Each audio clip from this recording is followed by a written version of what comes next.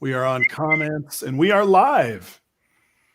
Hello, everyone. Welcome to, and Zach would normally be the first one to jump up, but there's already 4 folks who've popped on. So this is awesome. And Zach, you beat them all here. So you were also the first one on tonight as we got going. I will keep my title. That's right. America Heals. Welcome to our conversation tonight, everybody. It's a new year and we've got new conversations afoot. And obviously today is one of those strange days in history where we've seen an unfolding of events and an unfolding of unprecedented abuses of power just in front of our very eyes, just days before the certification of the election by the Electoral College on the 6th of January.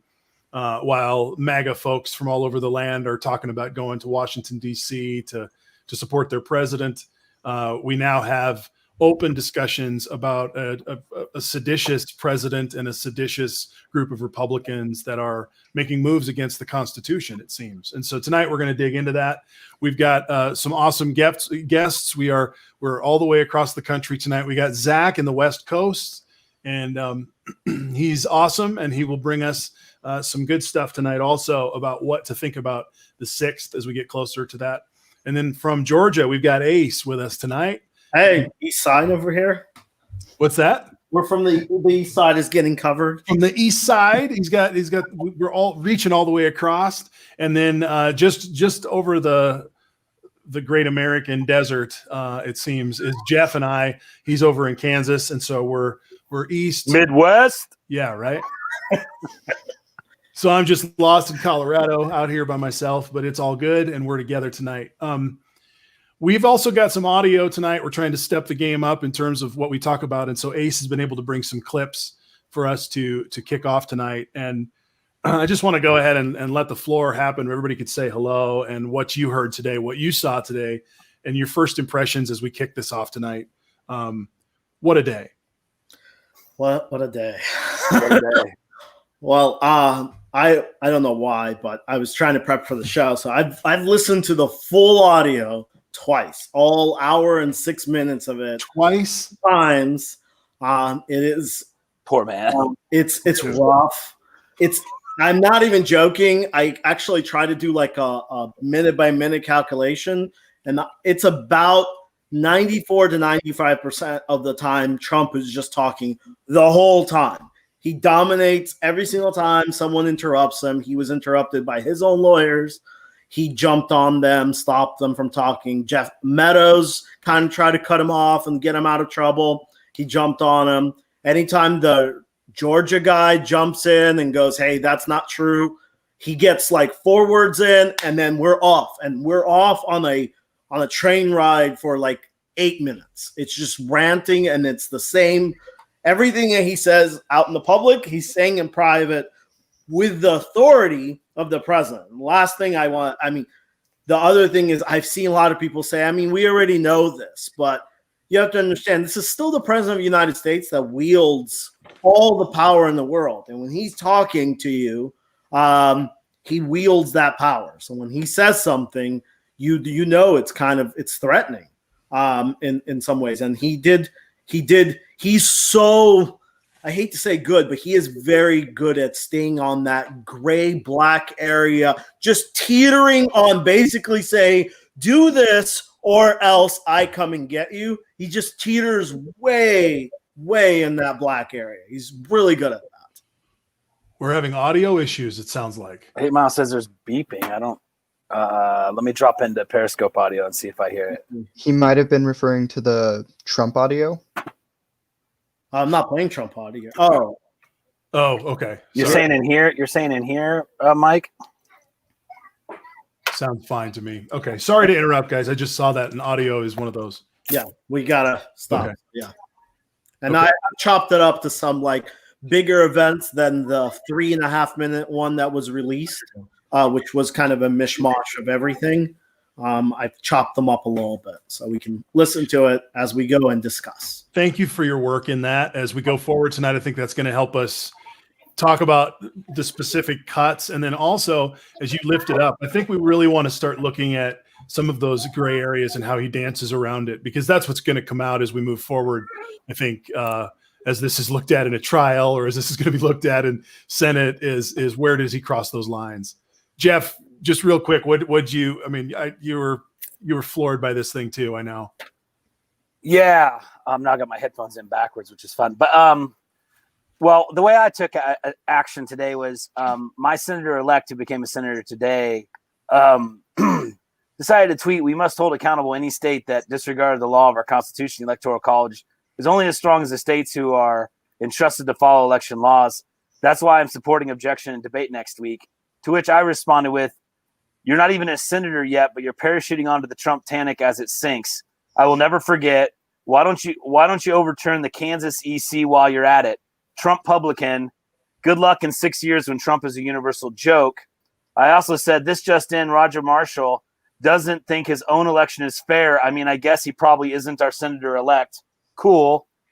I also messaged at him today, "The Trump Titanic is listing hard. He demanded Georgia give him the votes to win. Boy, you have picked a winning position to start with. Wake up now or die on his hill." So that's the way I see it. I think, Trump has always been a train wreck. I think it's time to start making our lists. I think it's time to go back. I plan on making an Excel spreadsheet and going through everybody who didn't support his impeachment, voted to acquit him on his impeachment, signed up with that stupid America's brief, anyone who makes a stink tomorrow. It's time we just lay all these people out. And you know what? In 2 years, 4 years, 6 years, when they run, just be able to say, you know what? This guy was an anti-impeachment, anti-electoral college in 20, we got to start collecting our receipts, because someone like Ted Cruz is literally chaining himself to the Trump Titanic at a time when he should be leading the new Republican Party and saying, you know what? It's enough. He's insulted my wife. He's insulted my father. He's proven he can't be trusted. But instead, he's just grabbing more chains and more locks as the Trump Titanic sinks, and just demanding that he go down with it. And as I've said before, I don't know what he's got on these people, why rational people would act like that. It makes no sense to me whatsoever. Zach, coming in from a different generation than we are, and from a different perspective in some ways, how did this hit you? Yeah, so I'm going to be doing a lot of live reacting tonight. I've only seen the 5-minute clip that the Washington Post put out. I was doing a little more research on what's happening on January 6th, but I think my initial reaction to what I saw was, if I was Reverend Raphael Warnock or John Ossoff, I'd be feeling pretty good right now, because if you're a voter in Georgia, and I just don't see how this makes you feel confident in the Republican Party, Yeah, ruthless shenanigans, and we're just going to go ahead and lay them out. Zach, I'm sorry, Ace, I'm going to pop this up. Is this ready to go? So just a small gist. So basically, I've chopped them up. Everything that's not in these chop ups is basically, I'm not even joking, it's just the same kind of rhetoric of this many voters, burning ballots, machines, and that kind of criteria was just being repeated over and over and over, like in a music, like a bad music video of a hook. And then this is all the kind of weird stuff that just kind of came out of that.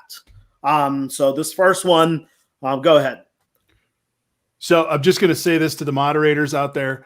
We're not going to engage in conversations tonight with people that are going to put misinformation about. Yeah, he's been muted. And so moderator got him. We're just not going to do that, because that's literally why we're doing this, because we are still America, and we get to have conversations about ideas that we have. Each citizen has their own voice in this country. Right.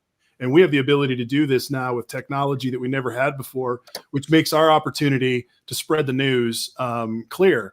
And part of what has happened, and I'm not going to rant, but I'm just going to say, is that these folks have been trained and weaponized to come in and ruin our conversation. Yeah. And that's one of the things we figured out, because it's happened so many times. So, God bless you, but you're not going to do that here. And here we go. Here comes your president of the United States. This was yesterday. Am I right?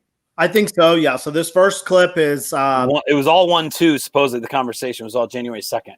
And these are short, so we can replay them a couple of times. So what are we going to do here, folks? I only need 11,000 votes. Fellas, I need 11,000 votes. Give me a break. We have that in spades already, or we can keep it going. But that's not fair to the voters of Georgia because they're going to see what happened. So that's the gist. So basically, this is what I see as kind of the big thing. Is he's just literally saying, listen, we're only talking about 11,000. Just swing 11,000, no problem. And within this 1 hour, he continues to find ways of chunks of 11,000-ish votes, which he hopes the other guys will say, you know what, we'll grab this one chunk and give you the 11,000. So he'll continue with, well, what about these machines? We saw 11,000 here. Get rid of them. What about signatures? We saw 11. He's going to continue giving them something to bite on. And it's all ridiculous. So where did this happen in this cut? Did he brew the mix for a while before he drops this question? He brewed this was after about 20 minutes of him just over and over and over repeating all of these ridiculous allegations, at which point they tried to interrupt him, but he would not have it. He just kept on going through all of these, the burning of votes and every single one of these allegations. And then they finally will get into rebutting some of that stuff. But you'll hear that as soon as the rebut comes, Trump jumps right in. He doesn't let anybody talk. Well, I'm going to cut you off and ask you too. We're probably going to be looking at these guys for a bit. We obviously know who Trump is. Tell me, is this Secretary of State from Georgia? Is he a moderate kind of a guy, or where does he land? He's a Republican. Mm-hmm. He's a full-on Republican. Okay. He's so Republican. This is the guy that allowed Stacey Abrams to get gypped out of her election. So this is not like a full-on, this is not a Mitt Romney figure. Right. Where it's a little bit more towards our prefaces and not someone that won't lie or won't. What he does is he is a very hardcore by the law, but he's okay if the law is unfair. So that's his thing. He makes it where the Republicans pass ridiculous rules, and once they're passed, this is the enforcer. But if would it be fair to say that this guy is the kind of guy who, if Trump would have been able to find a breadcrumb to give him a legal out, that he would have probably taken it? But I don't think so. I think that this is a very straight. Actually, you know who I would compare him to? He's a Mueller. He's a Mueller type of guy where Mueller knew there was shenanigans, but he didn't want to go above the law to get to it. This is what this guy is. He's a straight and narrow, by the books, by the law. And as long as it's in the law, he enforces it. He doesn't. Okay. So that colors the picture a little bit then to recognize that now I want to hear it again, because now I'm sitting with Bob Mueller type. Yes. And Trump is dancing his dance. Yeah. Here we go. Paul, we will be on, we'll leave this thing up. You'll be able to see it. Which, by the way, what we've described is what a Secretary of State should be, right? Yeah, by the law. They're an executive, but they're executing the laws as ordered. They're not to be interpreting things. Yeah. So here you go. So what are we going to do here, folks? I only need 11,000 votes. Fellas, I need 11,000 votes. Give me a break. We have that in spades already, or we can keep it going. But that's not fair to the voters of Georgia because they're going to see what happened. So that's a direct, if a mob boss was telling you, he's telling you, I just need 11,000. Let's find them, right, and give them to me. Yeah. This is Trump, the negotiator. This is his negotiation tactics. This is what he thinks negotiating is neat, because he doesn't mean that he does good deals. He knows he can deal because he finds something you want, and then he goes, I'll give you this if you give me this. That's his deal making. His deal making is not the deal between small pieces.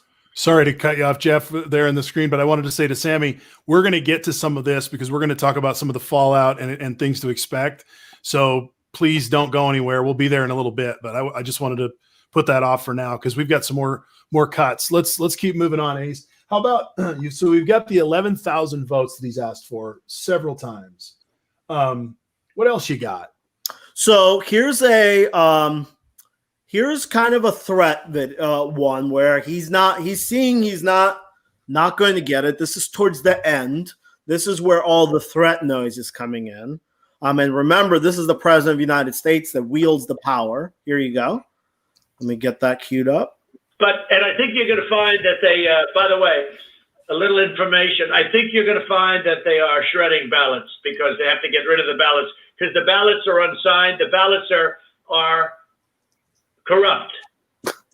And they're brand new and they don't have seals. And there's a whole thing with the ballots, but the ballots are corrupt. And you're going to find that they are, and which is totally illegal. It's more illegal for you than it is for them because you know what they did and you're not reporting it. That's a criminal offense.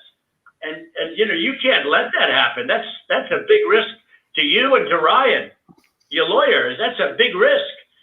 But they are shredding ballots, in my opinion, based on what I've heard, and they are removing machinery, and they're moving it as fast as they can, both of which are criminal fines, and you can't let it happen, and you are letting it happen. I'm notifying you that you're letting it happen. So, look, all I want to do is this. I just want to find 11,780 votes, which is one more than we have, because we won the state, and flipping the state is a... So that's the big guy. And then he continues. I have the other portion because it's kind of also important. Jeff, did you notice how agitated he was in that talking? I did, and what drives me crazy, I'm sure Ace will get to it, when I listen to, as I say, the news today has been playing longer and longer clips. I have not sat down and listened to the whole hour. But what I get just exhausted by, as I have been for 6 years of listening to Trump talk, is he says things like, these ballots aren't signed. There is not a signed ballot in this country right now. In California, I guess they use a stub, and they tear that off, and then you have your ballot separated. So at this point in America, there's not a signed ballot in the country. So what is he fucking talking about? Pardon my French. About these ballots aren't signed because they're fraudulent. What does that even mean? They're not sealed. What seal does he want on these ballots? I mean, it's just he just says the dumbest things. At one point in another clip, I don't know if you're going to play it, he says something about 200 ballots being dropped on the rolls. What does that mean? Does he mean physical rolls made out of bread? Does he mean the voting rolls that are made up of people and then you have ballots? How do you drop ballots onto people? It's just like listening to a child. But then it's so scary because, as you said already, we've got a demand and a threat. He's saying what you're doing is criminal. I'm informing you what you've done is a crime. Criminal. He's the chief executive. I think. What do I want? That's pretty important when the chief executive says, "I'm informing you that you've committed a crime." I mean, that's a bit more than a threat. I mean, that is saying, that's basically an informal charging, is it not? And then Zach off the top ring rope. Zach. Yeah. The first thing that comes to mind is he says, in my opinion, right? So he's acknowledging this isn't even facts. He's saying, in my opinion. I could say, in my opinion, the 49ers won the Super Bowl last year. It doesn't make it true. So he's not even pretending he's talking about facts. He's talking about his opinion. Also, by the way, Zach, being the chief executive, though, he also can't say, in my opinion, bad things are going to happen to you. Right. In other words, it's not like saying off the record, you're going to go to jail. You know what I mean? Right. I mean, personally, we can talk about it at the end. I don't think he did nearly as good of a job staying in the gray areas this time. I feel like he full on stepped out into the light on this one, but he did. And notice that he did not let the lawyer. You can hear the lawyers jumping in. He just railroads them through. I mean, he did not let him. As soon as he said, "I'm informing you," that first of all, I believe that's a legal term. So now he's bringing it in and making it a legal term. Yeah. Well, he's swimming, and Zach is right. That idea that this is in my opinion. So what I'd like us to do is listen to the first, minute and a half of that again. It's a minute 17 seconds. Okay, listen to it again then. But listen to the pitch in his voice. It's different than the other recording that you just played. He's in a higher pitch. He's struggling. He's reaching. He's squirming. And I think that's something. And then so watch also when he goes from my opinion to I'm informing you. But he crosses a line when he says I'm informing you. He's basically trying to make up a law on the spot. So let's hear that again, please. And I think you're going to find that they, by the way, a little information. I think you're going to find that they are shredding ballots because they have to get rid of the ballots because the ballots are unsigned. The ballots are corrupt. And they're brand new and they don't have seals. And there's a whole thing with the ballots, but the ballots are corrupt. And you're going to find that they are, and which is totally illegal. It's more illegal for He's all worked up. He's so worked up. But they did, and you're not reporting it. That's a criminal offense. And you can't let that happen. That's a big risk to you and to Ryan, your lawyers. That's a big risk. But they are shredding ballots, in my opinion, based on what I've heard, and they are removing machinery, and they're moving it as fast as they can, both of which are criminal fines, and you can't let it happen, and you are letting it happen. I'm notifying you that you're letting it happen. So, look, all I want to do is this. I just want to find 11,780 votes, which is one more than we have. One more than we have. We won the state, and flipping the state. One more than we have. One more than we have. What he really means, of course, is one more than he needs. Ace, you were saying he has a bad number. I looked at the most current numbers, and that's what I have is what he would need to win by one vote. Is that 11,780? But yeah, we need 11,780 because that's one more than we have. No, it's not. that's you have 2-some million. I mean, he just drives me completely insane. Well, he's driving you. Yeah, yes. Go ahead, Zach. Sorry. Jumping back to when Ace, you called him, he's acting like a mafia member. What mafia member would whine and cry and then be caught on tape, right? He's acting a lot more like a Karen, if you will, when he's saying, I am notifying you that you are going to do this. Yeah. So I just find him a joke. He's being a complete joke. But, I mean, there have been... The privilege is dripping. I have gotten caught on tapes, and I see what you're doing.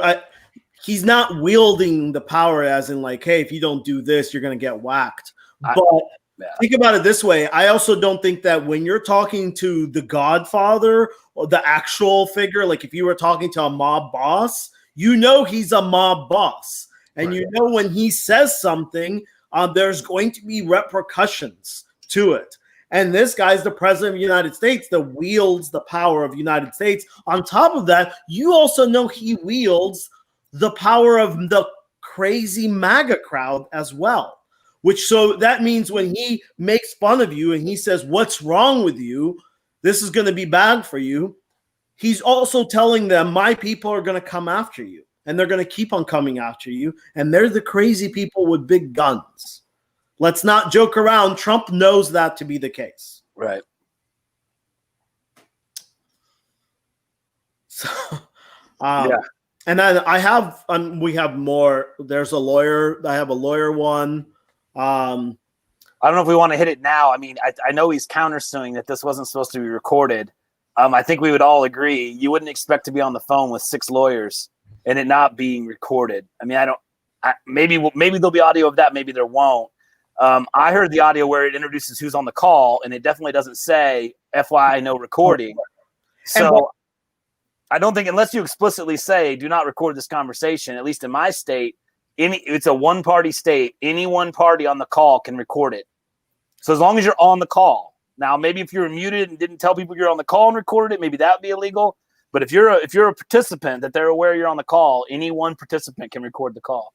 And Georgia is one party. He set it up because if you look at his tweets, I think the call was taken as a protection method, and they used it because Trump tweeted saying that he talked to Brad from Georgia, and he said that Brad didn't know anything. He was stupid. He didn't have any answers. This whole thing was a steal. They had to release it because basically Trump lied. He did that before. They did it for their own protection. Well, and it said Brad said something's coming. He tweeted himself before it was released. And they were saying to protect Brad's reputation stuff. Well, not only that, but to protect him personally. I mean, we all know Trump is not afraid to call out individual citizens, which has never historically been done. You know, historically, you would say some people are detracting or some people are so and so. Trump's the first person to be like, that protester was a spy for Antifa trying to touch a cop. You know, when you're dealing with a singular individual, I mean, that is really below the president. So I think he was protecting himself, not only his reputation, but his physical visage. Like, I think he knew he had to have this recorded, and he'll still get a bunch of hate for it, by the way. Interesting that you should say attacking an individual person. Trump in this video audio actually was attacking one individual that apparently they found her name. She was a ballot counter, and this was one of their. I can cue it up. This is the news was muting it because they didn't want to drop. They were muting it, but they actually did reveal her name. I'm not going to play it. Can we not play her name here? No, yeah, but this is basically their who to jump on. Let's see. Yeah, he said he's not playing her name. Sorry, I was talking over him. Let me see. Can you guys hear this? By the way, that was the second time through his demand. You played a clip earlier with the demand. Can you hear that? Sorry. Try it again. On anybody you want. Yeah. Okay. Yeah. So it's a little bit lengthy, but this is basically Trump giving. Remember how I said he's going to keep on giving them stuff to take. Well, how about this? There was 20,000 votes here. Here's a way you can delete these 20,000. Enough for me. This video, basically what you're going to hear is him throwing one person under the bus and saying she did something with the ballots, and somehow they calculated that it was 18,000. So those should be thrown out. That was before this video, but I kind of shrunk it down. But here you go. And they're going to see what happened. I mean, I'll take on anybody you want with regard to and her lovely daughter. A very lovely young lady, I'm sure. But I will take on anybody you want. And the minimum, there were 18,000 ballots, but they used them 3 times. So that's, a lot of votes. And that one event, and they were all to Biden, by the way. That's the other thing we didn't say. One thing I forgot to say, which was the most important. You know that every single ballot she did went to Biden. You know that, right? Do you know that, by the way, Brett? Every single ballot that she did through the machine at early in the morning went to Biden. Did you know that, Ryan? That's not accurate, Mr. President. Huh? What is accurate? The numbers that we are showing are accurate. About early in the morning, Ryan, when the woman took when the whole gang took the stuff from under the table, right? Do you know do you know who those ballots? Do you know who they were made out to? Do you know who they were voting for? No, not specifically. Did you ever check?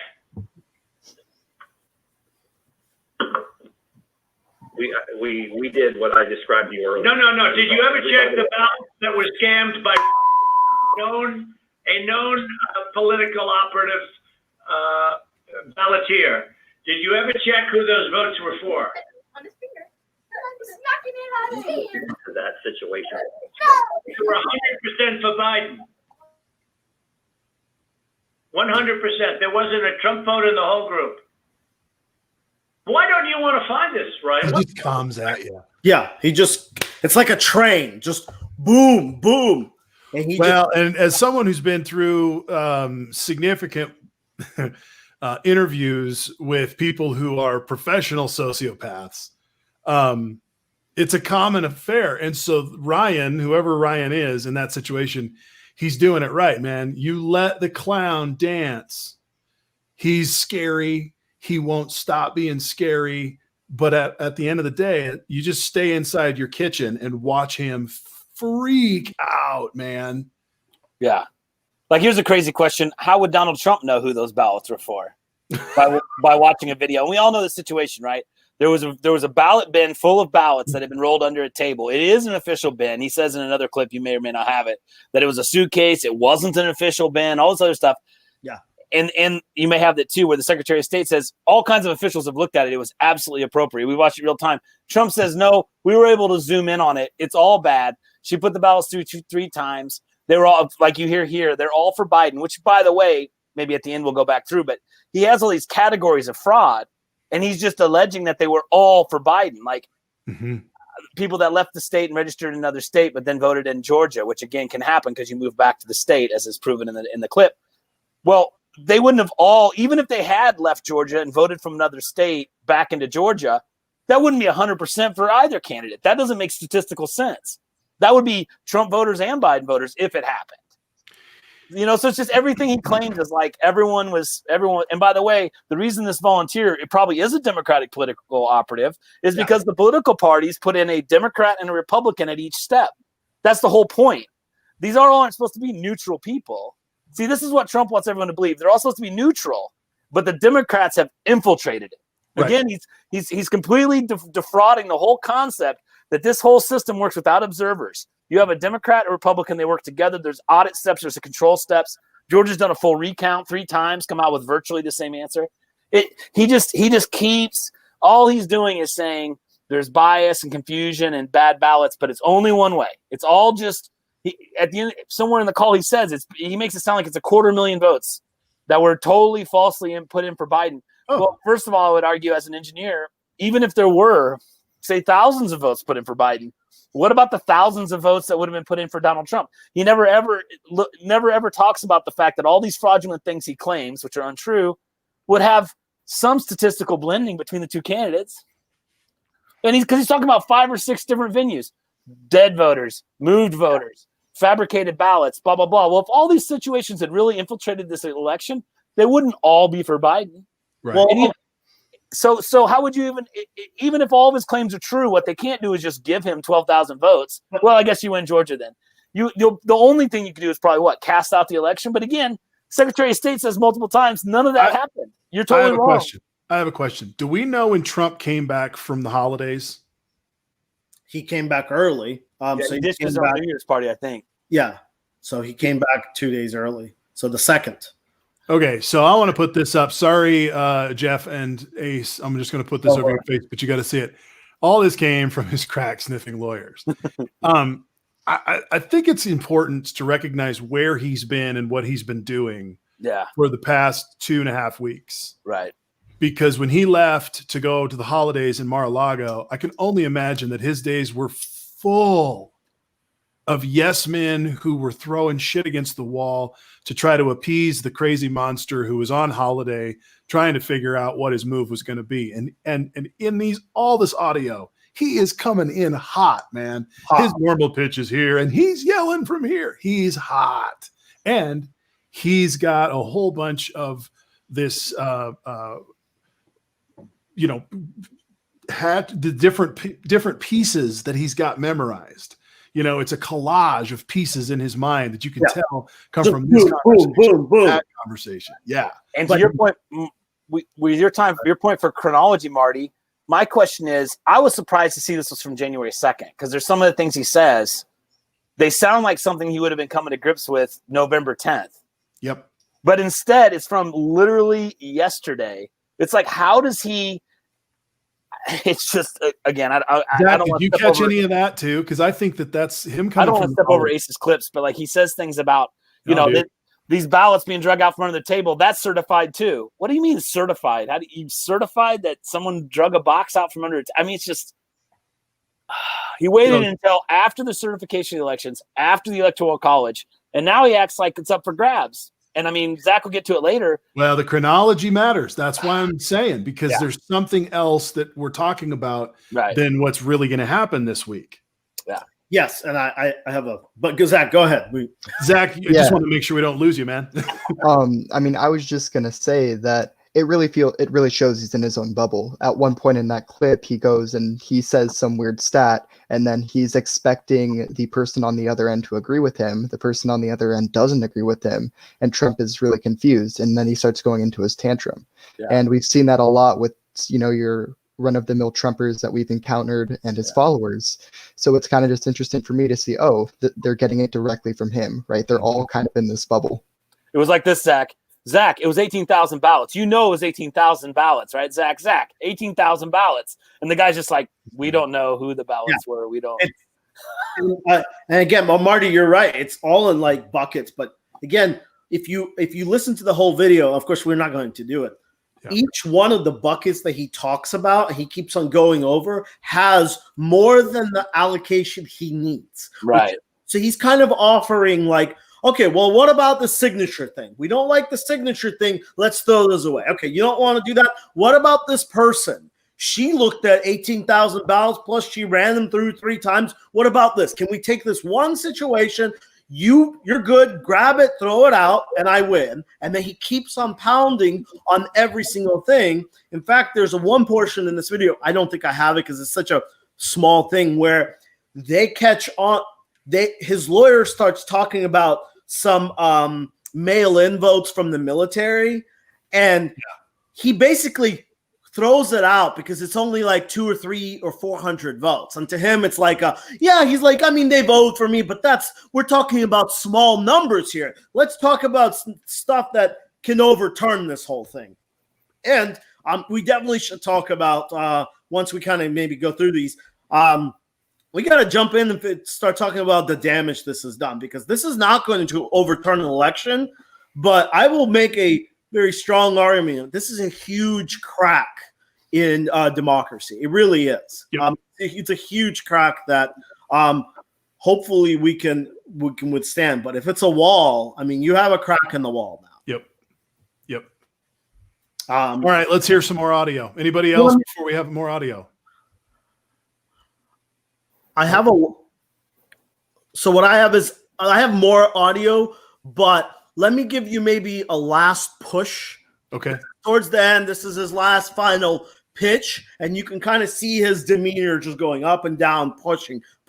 Then he goes into being mean, super mean, and then he goes up and down the whole time. I have other videos that are before that, but this is his last kind of final hurrah. Wow. Okay. All right, here we go. A plan to address some of what we've got with your attorneys, where we can actually look at the data. For example, Mr. Secretary, I can tell you, you said there was only 2 dead people that would vote. I can promise you there are more than that. This is Mark Meadows. And that may be what your investigation shows, but I can promise you there are more than that. But at the same time, I think it's important that we go ahead and move expeditiously to try to do this and resolve it as quickly as we possibly can. And if that's the good next step, hopefully we can finish this phone call and go ahead and agree that the 2 of you will get together immediately. Well, why don't my lawyers show you where you got the information? It'll show the Secretary of State, and you don't even have to look at any names. We don't want names. We don't care. But we got that information from you. And Stacey Abrams is laughing about, she's going around saying these guys are dumber than a rock. What she's done to this party is unbelievable, I tell you. And I only ran against her once, and that was with a guy named Brian Kemp, and I beat her. And if I didn't run, Brian wouldn't have had even a shot, either in the general or in the primary. He was dead as a doornail. He never thought he had a shot at either one of them. What a schmuck I was. But that's the way it is. That's the way it is. I would like you to, for the attorneys on Russia, I'd like you to perhaps meet with Ryan, ideally tomorrow, because I think we should come to a resolution of this before the election. Otherwise, you're gonna have people just not voting. They don't want to vote. They hate the state. They hate the governor, and they hate the Secretary of State. I will tell you that right now. And the only people that like you are people that will never vote for you. You know that, Brad, right? They like you, They like you. They can't believe what they found. They want more people like you. So look, can you get together tomorrow? And Brad, we just want the truth. It's simple. And everyone's going to look very good if the truth comes out. It's okay. It takes a little while, but let the truth come out. And the real truth is I won by 400,000 votes, at least. That's the real truth. But we don't need 400,000 votes. We need less than 2,000 votes. And are you guys able to meet tomorrow, Ryan? No. It's like, I got a dentist appointment. I can't. No. So you saw that? I'm jumping off a bridge tomorrow. I got shit to do, man. I got to clean my garage. Here's the Stacey Abrams. If I'm the only one drinking, you guys can all just flash your sodas at me. Yeah. Except I'm drinking cheap crap. You guys are all. I'm drinking bubbly water. The top two are both drinking LaCroix. They're drinking the same thing, but no, I didn't get the memo, and Zach didn't get the goatee memo. I think he's growing one, but that's the advantage of being 40-some. They grow a little easier. But the 500,000. I mean, he's very. Yeah, I want my 400,000, but I only need 2,000. I assume he meant 20,000. And interestingly, one thing that I did realize in that phone call is, I think the only thing that might really save us from him ever coming really back is how much everybody really around him hates him. Because if you listen to that whole thing, no one on that call was enjoying themselves. They were all. This was the worst day they've already had.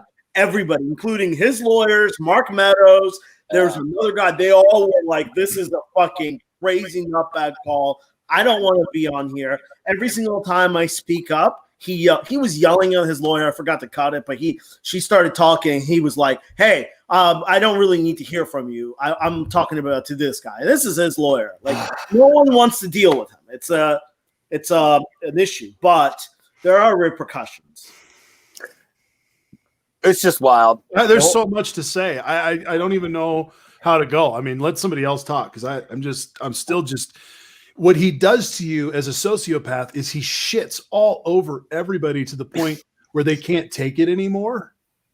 And then this is what happens in situations in a clinical setting where you'll notice when somebody like that has just worked everybody to the bone, and then all of a sudden everybody who's supporting that person is fighting with each other because they're so burnt out, so broken down, and they all just have. And then that's what gives crazy sociopaths peace, is when all the world is burning around them. Finally, the internal craziness matches the external craziness, and there's homeostasis. And that's what he's trying to do. But these lawyers are so tight in their boundaries. I know I wasn't going to say anything, but these lawyers are so tight in their boundaries, they're just letting him fry, and it's exhausting. It is exhausting. And I think, I mean, the demand, the threat, he also said in one clip about how he said in the clip you played, how people in Georgia are upset, how they all hate you. There's another clip, I think, where he goes through that again, that, the voters of Georgia are pissed.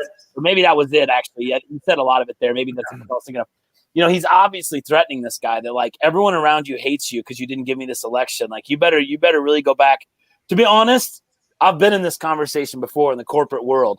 What this is the conversation where the plant manager, the facility head, the guy with the budget responsibility looks at everybody and says, you guys go back and sharpen your pencils because these financial numbers are not going to fucking work. Go back, cook the books, make it work. And, of course, there's a certain amount of flex in a corporation. Okay, I can do this, I can do that, I can put this over here, I can move some payroll dollars, I can make this account look better. But you have some overall expense, and you can only shuffle it into buckets differently. Like, you're still going to have an overall expense. And that's exactly what this is. This is Trump. You can imagine what his financial meetings were like at Trump Tower. No, you can't record a loss this year. You find a way to make it not a loss. Yep. It's just classic corporate philosophy. And he's just saying, go cook the books. Just go in there, cook the books. I've given you the number. It's 11-8. Go cook the books. Come back with 11-8. That's all you need to do. And I'm giving you where you need to find these numbers. Corporate. I gave you 5 different pieces of buckets. Find the numbers. Yep. Go cook the books. Grab it in this bucket. Grab it in this bucket. Go arrest this woman. Do whatever you want. And that's where you'll get the votes. I'm doing that's why to him, he doesn't understand. I'm doing all the work for you. You don't have to. I'm doing the work for you. Just go find the votes. Either go get the signatures or get the people that moved or get this woman that's a political operative. Go after these buckets and grab the votes. Now, part of the play here also is in the inference about what we're going to do to you and how much they hate you. That's why I just blinked those up and down, because this is where the Stop the Steal movement and the threats to primary everyone who doesn't completely admit complete fealty to Trump. We've got Ali Alexander here on this scope. We've got others that are just point blank saying we're taking over the Republican Party. And we can get into the Liz Cheney's and the Mitt Romney's response in a little bit, but I think we should talk a little bit about the fact that he doesn't have to finish the sentence, because Stop the Steal has basically said, we finished the sentence for him. You're gone if you don't vote with Trump. And so then Trump makes this call, and all of these Republicans in Georgia who have been as conservative and along the way now are faced with basically looking at the MAGA crowd and saying, I don't want to go to prison, so I'm going to do my job and I may not get reelected. And that's where we are. And that basically what you're getting to that is you're getting to the crack. And the crack is in Georgia. Imagine a scenario where Georgia was the only state that Trump won by. He just needed to flip the state. Would any of this, would anybody on this panel think that the Republicans wouldn't have already flipped the election if it was one state? They would have. And think about it this way. In Georgia, you're down to two that are keeping this Georgia from flipping. Two, Kemp and Rep. Now, there's a legal term, but they're still keeping it. You're down to two people. You were supposed to be down to four. The senators are off the board. Yep. Kemp is going to get primaried. He's going to lose, which means next 4 years, in 2 years, Kemp is up for a re-election. If Stacey Abrams does not win that election, guess who's going to win that election? We already know who it's going to be. It's going to be Collins. Remember Collins from the impeachment? Yep. That's Trump's buddy. So now they're down to one. And guess what's going to happen to Roethlisberger? He's not going to get reelected. Now we're going to be down to zero, which means you're going to get down to a point to where a state is going to choose elections. It's not going to be up to Electoral College. It's just going to be up to senators and Trump people just in the states, because once you flip one state, which is all Trump wants to do, he knows he can't flip this election. He just wants to crack it. If he flips one state, the crack is there. It sets up precedents that you can flip an election. Once you do that, you could do it again and again and again. Now, last point is, I'm sure a lot of you would say, but the law is not going to let him. I don't want to get up to that, because we keep on pushing in, and we keep on going to the corner of, well, this person won't do it and the judges won't do it. Yep. But we don't need to get up to that corner to where it does get decided, because once it gets flipped, it's over. We'll never have a real election. The one thing I'd like to add to that, though, is like the corporation that says cook the books, cook the books, cook the books, cook the books. The reason people get caught doing that is because you will get to the CFO, or you will get to a head of financial accountant, or you get to that person. In other words, Roethlisberger, as much as we're giving him credit for being such a badass, the truth is he knows his lieutenants all know these facts also. Yep. So even if he wanted to play ball, we're giving him credit for being ethical, which I think he is. But even if he wanted to play ball, his lawyer is sitting there going, you can't move these numbers anyway, because you have this paper trail that goes hopefully all the way down to each individual vote. Like you have this pyramid of information, and Roethlisberger's at the top saying, here's how it came out. And Trump's just saying, just move that stack like to the left. And he's like, I can't. I've got documents to the ground that say you lost. And you're asking me just to like pull some out and like put them here. I can't do that. It's all accounted for. We've gone over it 3 times. If anything, he should have picked a state that hadn't recounted 3 times, because they've audited it. It's come out the same. It's come out the same. It's come out the same. Now he's going to come back and be like, well, that video does look like she ran those ballots 3 times, and that's 18,000. So I'm going to give those to Trump. I mean, that's because when they're on after 3 recounts. That's because when they're in the spin room, my belief is when they're in the spin room, they're not looking at the numbers. They're not looking at the states. They're looking at which state has the people I can turn. They're looking at the individual political guy or gal that they can. Again, that's thinking Roethlisberger wants to go to jail when his subordinates blow the whistle that he's lying. And he and the MAGA crowd are looking at a guy like him going, dude, don't you see I pardon all the people that are with me? Right. Like, you're not playing ball here. This is the new America. Right. Yeah. Or maybe we need to talk about the 6th next. But I mean, my mind says he waited until after the election was certified and after the EC voted. Like, it seems pretty clear to me, he is literally rearranging the chairs on the Titanic. This ship has sailed. The vote is done. How could a Secretary of State who certified an election come back now and be like, especially today he can't, but in Trump's mind, how could he have come back and said, we found 15,000 Trump votes. We're going to undo our certification. We're going to redo our electoral college. I mean, it's nonsensical. I mean, Okay. he just wants to crack it.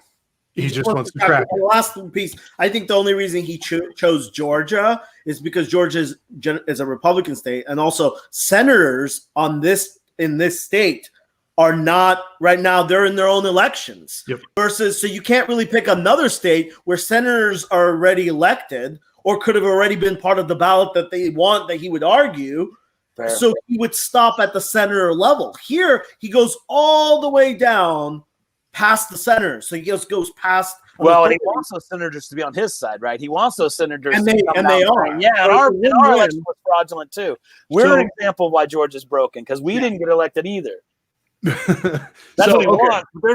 I want to go back to chronology. I want to go back to chronology because this is all a play. This is all an emotional move. This is all part of a larger motif. Agreed. I think. Agreed. And so one of the things heading into this weekend, heading into this news about this call that's just been overwhelming the waves is what's going to happen on January 6th. And Zach has graciously asked and accepted to be on this show to have a conversation about this. And Zach, I just think this is the time for us to pull back and take a look at what the play potentially could be, what it's supposed to be on the 6th, and then we can maybe put this Trump thing over the top of it and see what maybe the larger move is. But let's pull back to the 6th of January and give us what should it look like if everything went well and there was no problems? What does a normal January 6th happen? What does it look like? Right. So I think a term that a lot of people have been using is certification, and that is the wrong term to describe January 6th. There is not certification on that date. Certification came on December 14th when the Electoral College voted. What you're going to see on January 6th, the best way to describe it is an opportunity to object. And both Democrats and Republicans have been, in my opinion, very misinformed when they're talking about this. So on a perfect January 6th, what you would see is about a 30-minute joint session in Congress where everyone says, yep, the votes are perfect. They're all good. There's no fraud. We're all going to accept this. That would last about 30 minutes. And this is what would happen. You would have the vice president pound the gavel, say the meeting's starting. You would have 2 members of the House, a Democrat and a Republican, 2 members of the Senate, a Democrat and a Republican, come up to that general podium area where the vice president would be standing at. And those 4 members of Congress would alternate reading out the results of the Electoral College. So you would have someone, Amy Klobuchar in 2017 was the Democratic senator who was doing this. So she might go up there and say, from Alabama, these votes are certified. They are correct and fair.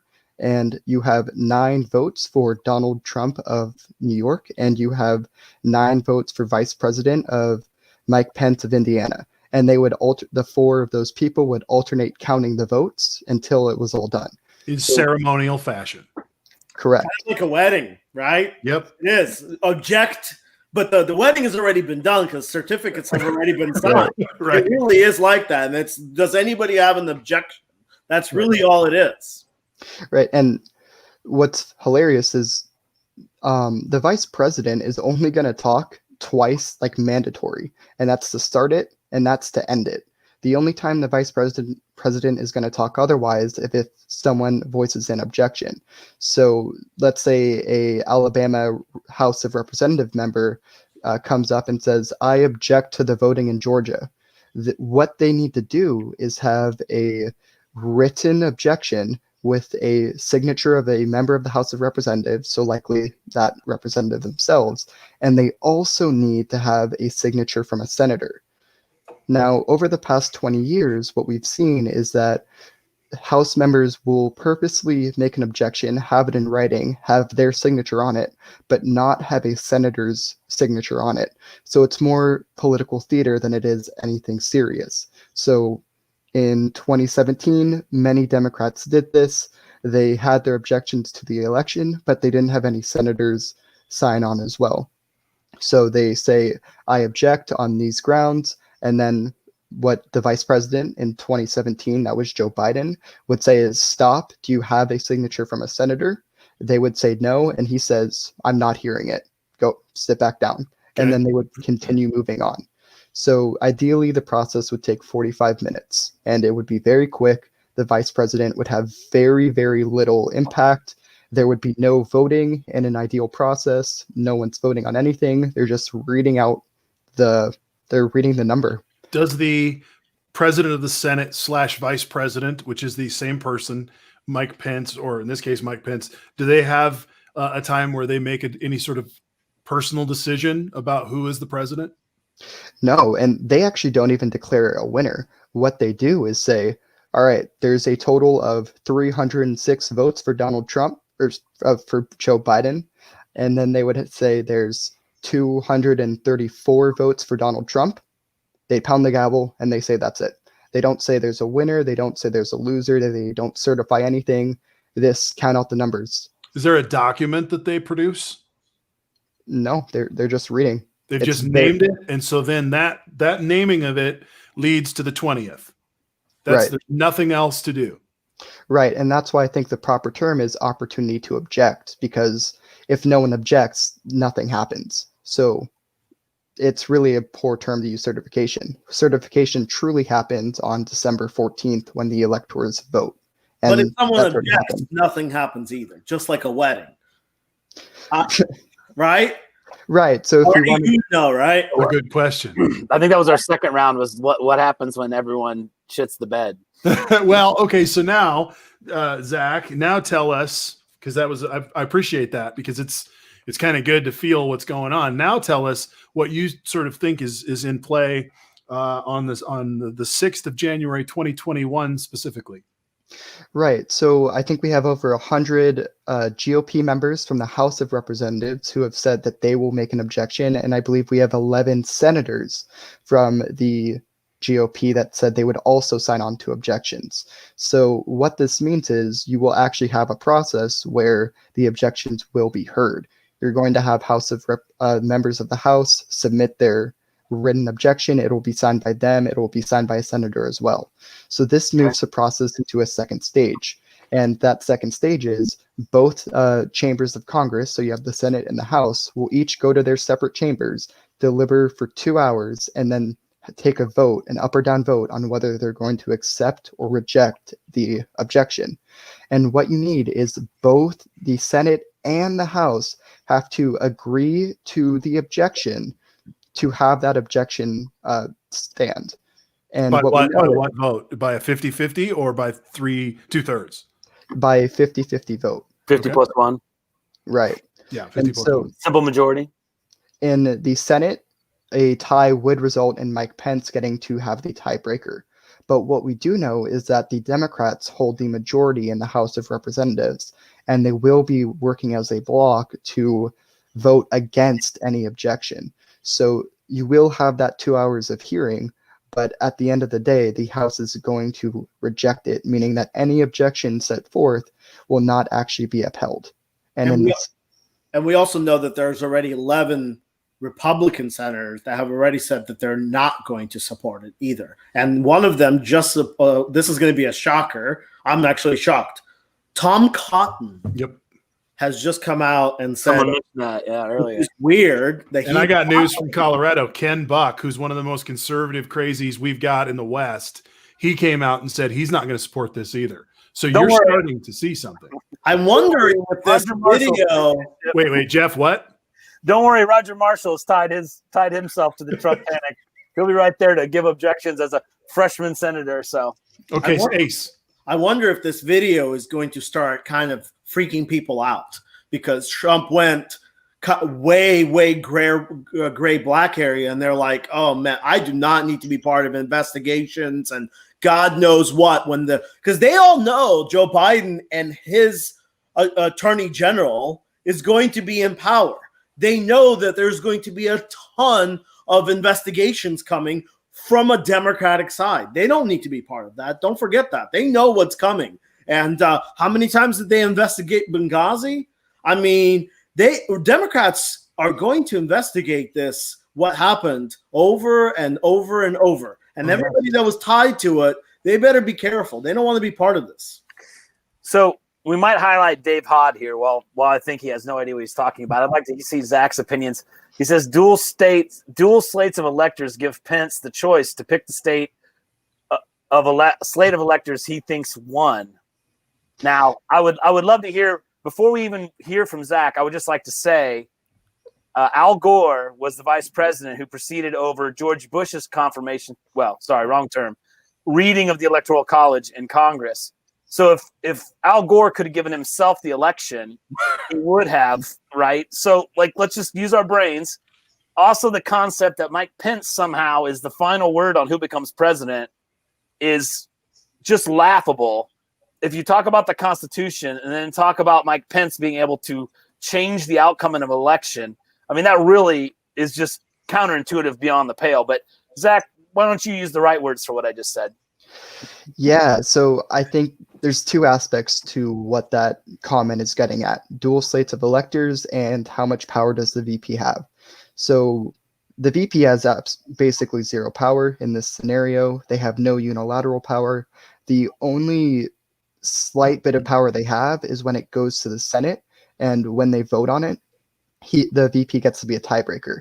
But once again, it doesn't matter because you need both the Senate and the House to have an objection stand. And we know the House is 100% going to vote down any objection. So on that aspect, the VP does not have the power you think it does. So let me ask a stupid question. I have one more thing to add. Sorry. Passes. What if an objection does pass, though? Does that actually allow them to change the Electoral College response from a state? So from my understanding, what it does, it allows them to throw out the votes. So let's take Wyoming, because that's a small number. If they threw out Wyoming's votes, instead of having a total of 538 votes, you'd have a total of 535 votes, from my understanding. And you would still need 270 to win, or you would just need a majority of the remaining votes? I believe you would still need 270 to win. You do. And then basically the only way it would work is if they kept on throwing away states, not votes to win states, they just throw away the electorals. It would get, in this case, it would actually get below 270. No one would win, and it would go back to the House, but it's not that type of House to decide. It's like congressional districts, which the Republicans have more congressional districts in the House. They would decide the election. So if both the House and the Senate were Republican led, they could take objections, start kicking states out until they got to all get together and they just say, "Yep, look, we all voted, the Congress elected, and Trump's president." But so in the scenario where the Democrats have the House, so that's blocked. So that scenario does not play out. Right. Yeah. So a few things. One, in many ways, for those Republicans who aspire to be North Korea, there is a positive in this, and that is we wouldn't have a $16 billion election again. There's been $16 billion spent on this election. And for our authoritarian Republicans that are emerging, there wouldn't be any more elections after this. Because if you crack this egg, there won't be another election in this country. The idea of taxation without representation is something that if you're a Trump Republican, you don't believe in taxation with representation. You want a king. You want someone who is above the law, sovereign to themselves. And we don't live in that country. And so there's another piece that came up this weekend. The ball got moved a little bit by one of the great mouth breathers of the Mouth Breather Caucus. And mouth breather types. They're the folks that just can't breathe through their nose because they've never figured it out. Louis Gohmert put a lawsuit together to try to force Mike Pence, to force the federal government, the judge, to give Mike Pence the power to have this discretion that we've been talking about. And what was one of the best moves of the weekend was Mike Pence's attorneys asked the federal judge to throw out Louis Gohmert's case because Mike Pence does not want to be in the hot seat of being the core person, the linchpin with which the American system ends.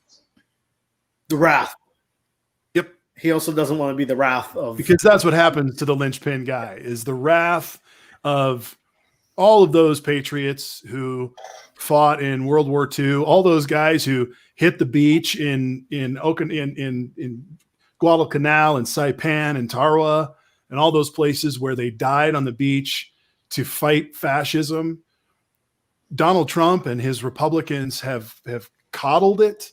They've cradled it. They continue to empower it and embolden it in a way that we've never seen. We always were told Watergate and Nixon was this great threat. And I guess they had shame. At the end of the day, they still had shame, but Trump has none and his people have none. And so the threats here on Periscope against people's lives have been rising. You've got people that are MAGA. They're going to go and they're looking for a fight.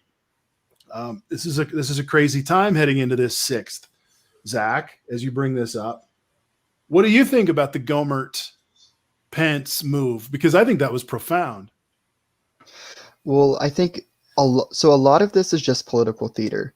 And what Pence is trying to do is stay in a position where he can cry and scream that the election was rigged without actually having to do anything about it. So he can hold that position to keep the Trump base without having to actually be put in a position to overthrow the election. Because I think at Pence's core, he would not want to do that, but he knows what is politically smart for his party right now. Yep. Jeff. Well, our friend Dave Hod has said that Pence gets to choose or order a revote in those states or choose the electors of the party who won. So he's still claiming that Pence somehow, not just the objection, we think the state's been fraudulent, blah, blah, blah, but Pence can actually say, you know what, we don't want the Republican electors from Georgia, or the Democratic electors from Georgia, we want the Republican electors from Georgia. So bring them in, let's hear their vote, which I obviously scoff at, and it's not the way you explained it. Is there a scenario where Dave gets his wet dream here and somehow Pence says, no, let's hear from the Republican electors in Georgia? Yeah, because So, Jeff, if didn't we're your like band make some electors too? Wouldn't they listen to those as well? Right. Didn't you? No, look, I just found some electors in Georgia, and they're going Biden. You know, They're certified. yeah, they're certified. I certified. Zach, sorry. So when it comes to dual slates of electors, it's essentially like this. Marty, Jeff, Ace, we are all official electors now. That's the amount of power that these dual slate of electors have. Yep. There's absolutely nothing there. Basically, I can say I'm an elector. no matter It how doesn't many mean it's true. Yeah, no matter how many dissenting electors. So in Kansas, all of our votes went for Trump. The Democratic electors, whoever they are, I can imagine they're pretty boring people because they know they're never going to get called on. They don't just get together and say, hey, Mike Pence, we're over here as the alternate electors, and we voted for Biden. And this is my point, by the way, to these Dave Hods and all these others. What you're saying is your side has all these fraud claims. As I pointed out before, they pulled ballot boxes out of Texas. There are scenarios where they absolutely suppressed votes in Republican states. So when does that fraud get heard? And when do the Democratic electors get called in Texas? You know what I mean? Because that's what you're telling me, is that we can just say, you know what? And to be honest, if it goes down the way I think it's going to, I think the Texas Democratic Congress people, maybe they should participate and just jump up and say, you know what? We object to Texas's election because they pulled early voting boxes. And we think that was suppressing the Democratic vote. And by the way, we have the factual proof. Here's the boxes they pulled. They pulled 60% of all early ballot boxes. And we think that was a disproportionate disadvantage to Democratic voters. And we think the Texas election was fraudulent. And I guess David Hod, then what? Pence can just snap his fingers. All those electoral college votes for Texas go away, and the Democratic electors get to raise their hands. Don't Dave Hod and his autocrats? What don't they want to have a constitutional convention where the state legislatures go back and pick the electors, like in 1708 or 1807, whichever it is? My dyslexia gets me again, but yeah, isn't that what they're trying to do? They're all acting like there's some major confusion about this election. All there is a bunch of fraudulent fraud claims and the president demanding states lie about their vote totals. The votes have been counted. It's obvious who won. The electoral, all the secretaries of state, all 51 of them, have certified their elections. That is the correct term. The electoral colleges have all met and followed their requirements and been faithful electors. It's 306 to 232. It's done. It's going to get read the 6th into Congress. The Republicans are going to make fools of themselves by jumping on the Trump tanic and make a lot of noise. And they're going to have these objections. And they're going to cite affidavits from individuals like the drunk lady that testified in Pennsylvania and these forensic auditors that have nothing to do. One of these forensic auditors that's one of Giuliani's best friends gets in front of the Pennsylvania board and says, you know what, when they separate the ballot from the envelope, mail-in ballots, they destroy the forensic trail. That is someone who is talking forensically only and has no understanding of how elections work. So you can get that guy to come in front of Congress and say, when they separated those envelopes from those ballots, they destroyed the forensic trail. And boy, that sounds great. It's a good little sound clip, but it's nonsensical to an election. I mean, Trump today in the tapes, he said that one of the forensic guys was a forensic accountant. Yeah, and that's what they've done. My friend talks all this. They're doing all these audits. We've got these certified audits from all these audit. And again, like I'm saying, it's people who are saying, when you separate the ballot from the envelope, you destroy the forensic trail. Well, yes, that's called a secret ballot system, but that's not a reason why it's fraudulent. What you would need is a bunch of ballots that don't have envelopes, never came in envelopes, right? You would need things like that. You would actually need more ballots than there were people that voted, which is a claim from the left, but why can't we ever see it? Where is the document that says Pennsylvania has this many registered voters and this many votes? You know, my buddy says we've got it. We've got the rolls. We bought the rolls. We know. Well, where is it? I mean, right? Why did you lose in court every single time? Yeah, that has come through the dark web. Says it's 4 million voters, but there were 5.6 votes. Well, I don't want this dark web number. That doesn't mean anything to me. Show me a public number that says that it's 4 million versus 5.6 votes, and that should be very obvious. That should be very. Every Secretary of State can produce that. I assume when they certify the election, they present that information. So it's not this dark conspiracy. A plus B equals Biden was elected. And so all these Republicans are doing is jumping on a sinking boat. They are literally choosing to, at the 11th hour, support this concept that Trump wasn't properly elected. And to Marty's point, what is their goal? Because obviously I believe it's beyond undoing. So all they're either doing is building some sort of dynasty for Donald Trump, trying to create complete lack of belief in the system, which is extremely un-American. I mean, I don't know what their goal is, but it's pretty obvious to me. All they're going to do is sign up for the short bus. You know, they're just going to say, we suck. I stand up and say, I suck. And they're just going to spend all day sucking, and then it's going to pass. And all they've really done is appease Donald Trump, who we've just heard from a recording is trying to extort a state into giving him the election. So, I mean, why would you put your reputation? Why is Ted Cruz going to yet again swallow his pride and his integrity and back a guy who has said nothing but hateful things to him? We all remember the Inquirer said, I believe, he had cheated on his wife with 6 women while he was running for president, which we all know was fed by Donald Trump. I mean, he's been personally attacked by Donald Trump. He's just going to, oh yeah, Donald Trump's right. We should definitely object to this election. I don't know. I cannot figure out why anyone continues to serve this guy if it's not extortion, drugs, money. Something is happening that we do not see. There is another aspect to this, I swear. It's not just we have to appease Donald Trump at this point. I really don't think so. Is it because all these Republicans are secret pedophiles? I'm sorry. That would be an outlandish. That would be an outlandish. That's what they do, by the way. It's what their Q does. But it really also, a lot of this stuff is really, it's amazing how plain sight it is. It really is that if you're on his side, you get what you want. Well, to answer the question, we just heard this call. Every one of these guys got that call, right? They all got the thing, and some of them probably did go a little bit further into it than this guy did. But the problem is this is kind of the crack. And just to kind of point out, if you're on Donald Trump's side, you get rewarded. Did you just hear that Devin Nunes is going to get the Medal of Freedom, which, by the way, interestingly enough, I think that the person most upset about Devin Nunes getting the Medal of Freedom, other than us, is the last guy that got a Medal of Freedom, right? Because the talk show host? Rush Limbaugh. Rush Limbaugh is probably pretty pissed off that he got a Medal of Freedom, because before he was in a crowd of MLK big hitters. Now it's Devin Nunes. And I heard that by Thursday, on nothing. I heard that later in the week it's also going to be Jim Jordan.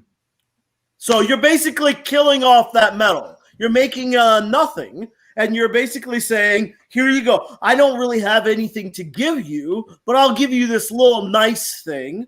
Kellyanne Conway got a cush job in the Army. She's like an Army representative. All she has to do is every once a year fly in, make a speech. She gets a government cush job that pays a crap load of money and private jets and all kinds of stuff. This is what they all get. They get cush things that they would never dream of. How many years would Devin Nunes have to work to even get close to a Medal of Freedom?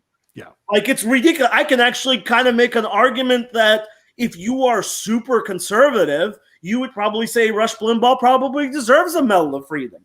I'm not agreeing with it, but I can make an argument for it. He worked in the conservative for 40 years. He spread their shenanigans. He was one of their greats. Argument. There's zero argument that can make for Devin Nunes to getting. What did he even do?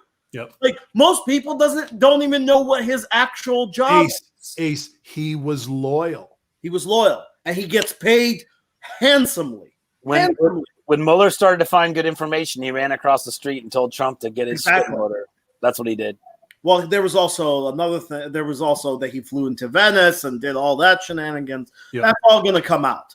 But this is exactly the problem, and this stuff is cracking. We better start winning some elections, because now, think about it. What Trump did today is a huge deal, and there's zero repercussions for it. He called a Secretary of State that he has no involvement or no power over. It's the states run their own election. The President of the United States is telling a Secretary of State to find votes for him so he can win, and no repercussion is being done to him. And all we have to do is remove that guy with a Trump loyalist, and that guy says, you know what? Maybe we do say that woman that was the operative, we did find out that she was an operative, and we can't count the votes that she touched. We're going to throw them out. That's all you have to do. And now Georgia is gone, just like that. And then you go into courts, it's too late. The Secretary of State comes out, that's also a Trump guy, and says, I looked at it. We had a major we had 30, 40,000 votes that we can't vote. We can't put up our electors. We found a flaw, and that's it. And the state is gone, just like that. Poof. Okay. Problem. Chapter change. Single word. And Zach, you get to go first. Third time round on January 6th afterwards. So I think we've kind of been touching on this throughout, but the reason why so many of these politicians are willing to back Trump while he's on the Titanic is because it's going to be politically popular for the Republican base, for the Trump base. And the reason that you're going to see some people in the Senate side with Trump is so that they can get those brownie points from the Republican base. Now, I'm extremely interested to see what kind of civil war in the GOP happens afterwards, because you've had Mitch McConnell come out and say, don't vote against or vote against objecting. Don't drag this out any longer. And as someone on the left who's kind of been dealing with our own battles in our party, it's going to be refreshing to watch the other side fight it out between themselves. Does there need to be some sort of a alternative marketing by the left so that they can make some hay out of this during this time?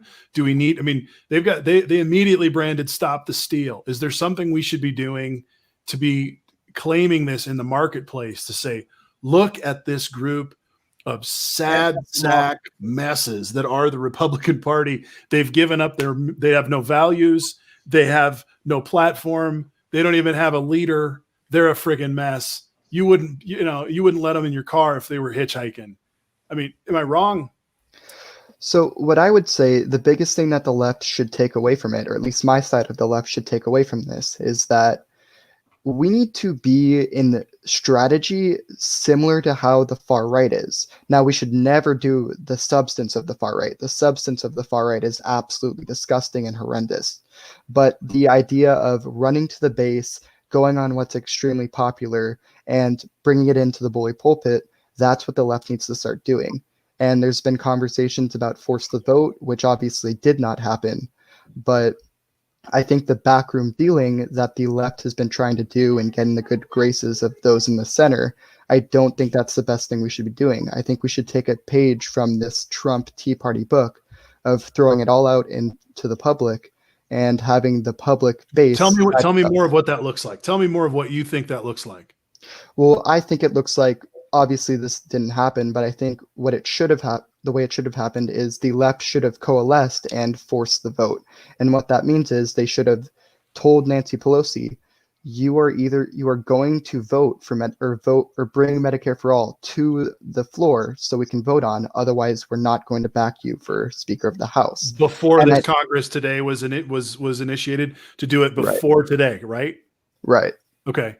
And why would you want to do that, Zach? Go ahead and finish that portion.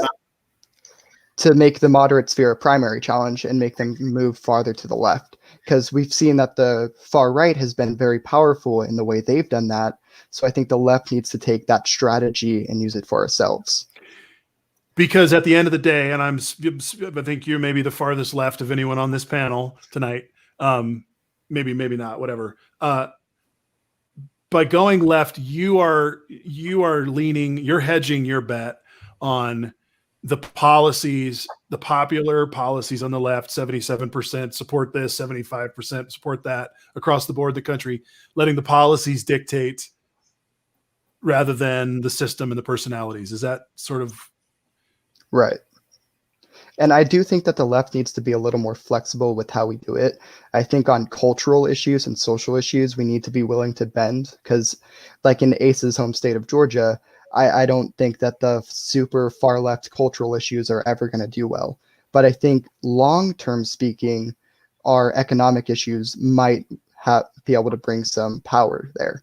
So I think the left needs to know what works, stick to our popular policies and kind of go where it matters. So like for AOC, it makes sense for her to talk about police reform and going kind of far left on that issue because that's what her constituency wants.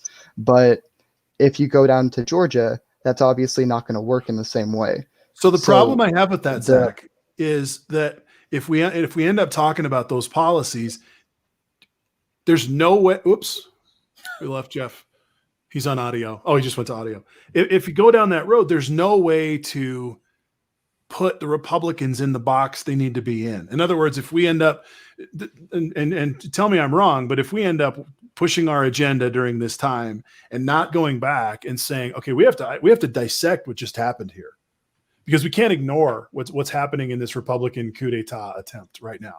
So not getting into just the policy stuff on our own side, but like, how do you move the ball with your policy ideas, but also keep the heat on this? Because if you let them off, if you let it cool off, they're very good at forgiving themselves and regrouping and coming back and doing this shit again.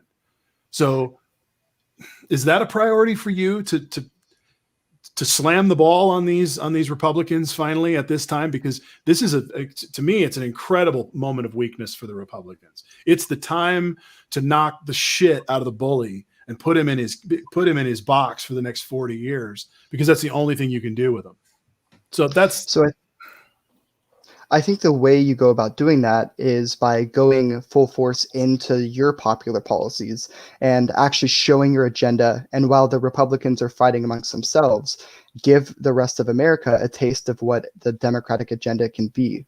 And for my opinion, what the progressive agenda can be. If we're spending too much time talking about the Republicans are doing this bad stuff, then we're not talking about what the Democrats are doing and what the Democrats can do. And obviously we do need to condemn what the Republicans have done, but I think we need to take this moment of infighting in the GOP and try to push as far left as possible and give the American people a taste of what true, democratic rule could be like. Ace, go for it, dude. And I mean, yeah. Zach, I understand that Bernie people and the far left like to point out the polls and say, look how popular this is and look how popular Medicare for All is and everything like that. But as we've learned, polls are not a thing. They're not real. A lot of times they're wrong, okay? What we do have is we have proof, and proof is calculated in votes. And what I will show you is we ran a centrist that did not run for Medicare for All, and he got 80 million plus votes. Proof. Not polls, actual votes. What you're proposing to do is to take those 80 million people and say, oh, you guys didn't vote for Medicare for All, but we're going to put our party into a push and pull while the Republicans are down and trying to figure it out. We're not going to get on the train and start doing stuff. So what do you do? What do you do? What do you do? What do you do? You start implementing policies that you can get votes, actual progress. You come to Congress and the Senate with a Medicare for All, it won't even get past the House that's controlled by the Democrats. Why even push it that way? You got to get votes and get stuff done. You got to bring stuff to the House that is already on the ballot. And first of all, you have a ton of stuff in the Senate that if you can get these Senate seats, Mitch McConnell's not in power. Start passing those stuff that actually people agree on. Gun control, expanding Medicare. By the way, you expand Medicare, you're just getting closer to Medicare for All. Just because you didn't get the full cookie, you're getting there by actually passing policies. While you're doing that, what are you doing? While you're doing that, what are you going to do while that's happening? What are your tactics from a center position to continue to put the Republicans in the box that they need to be in? Maybe not Liz Cheney and Mitt Romney. They may not be the focus of your ire, but like, well, you're going to have a great opportunity because you're going to, unlike everything is at crap level. It can only go up.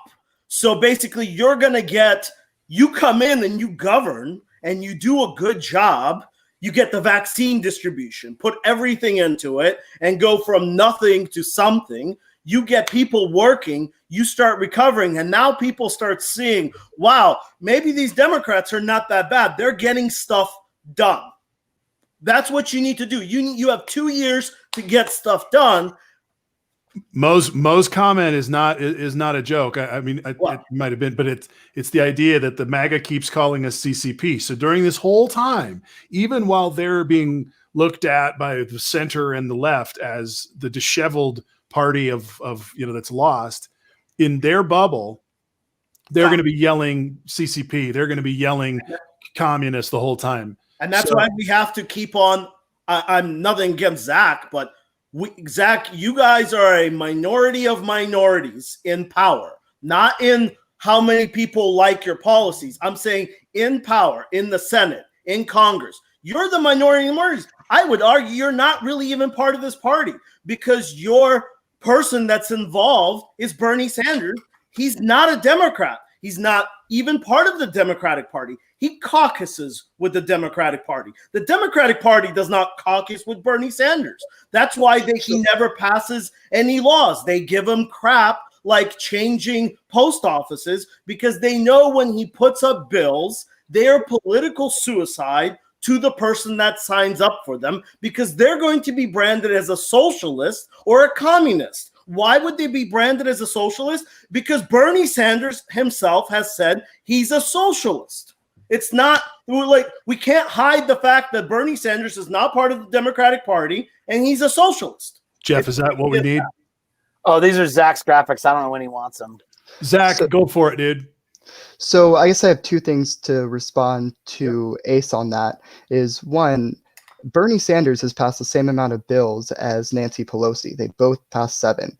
And the second thing I want to say is hers were actual laws and acts. That's a huge difference. Let's not compare a changing of a post office name to an actual act and law that helps people.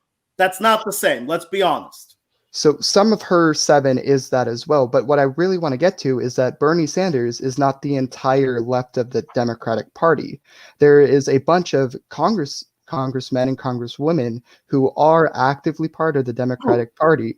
AOC, Squad. AOC, I mean, there's 3. Rashida Tlaib, Mondaire Jones, Ro Khanna, Barbara Lee, and there's you named 5 people out of 200 and something. Like I said, you are the minority of the minority. You're the itty bitty amount of the Democratic Party, well, that was and the your point I was leader trying to get with. is not even a Democrat. So the problem with the left, in my opinion, is that we don't really have a leader, right? We're extremely decentralized, and that's, in my opinion, why we haven't been able to get a lot done. That's what you say. But to your point, that's the problem, is you think that the Democratic Party left doesn't have a leader. We do. Her name is Nancy Pelosi. His name is Joe Biden. He is our leader. You guys choose to go to a leader that's not in power, that's not even part of the Democratic Party, which is Bernie Sanders, and the squad that only governs under like 5 million people. Ace, this is a piece. I think Mo is right. If the Democrats aren't a big tent, we lose. So I don't get that. What does that mean? What do you mean? So I think that we've got different shades of blue going on over here, and we're really good at kicking the shit out of each other. And I think that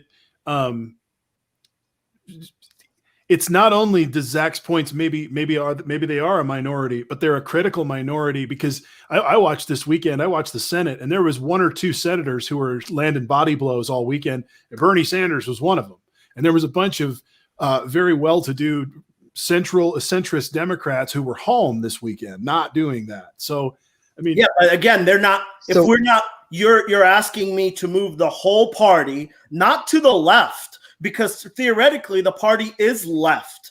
Joe Biden is center left, really, but because we have to pick with Bernie Sanders, that's left of left, not part of the party. He's a socialist. He's not even left. He's a socialist. He jumps off the left scale of where we want to go. He pulls the whole party that way, and we have infighting and nothing gets done. We need everybody. When Joe Biden passes a law, we need to do like the MAGA crowd does and hold him up like a god and start going, look at what he did. Look at how many people he helped. Look at this.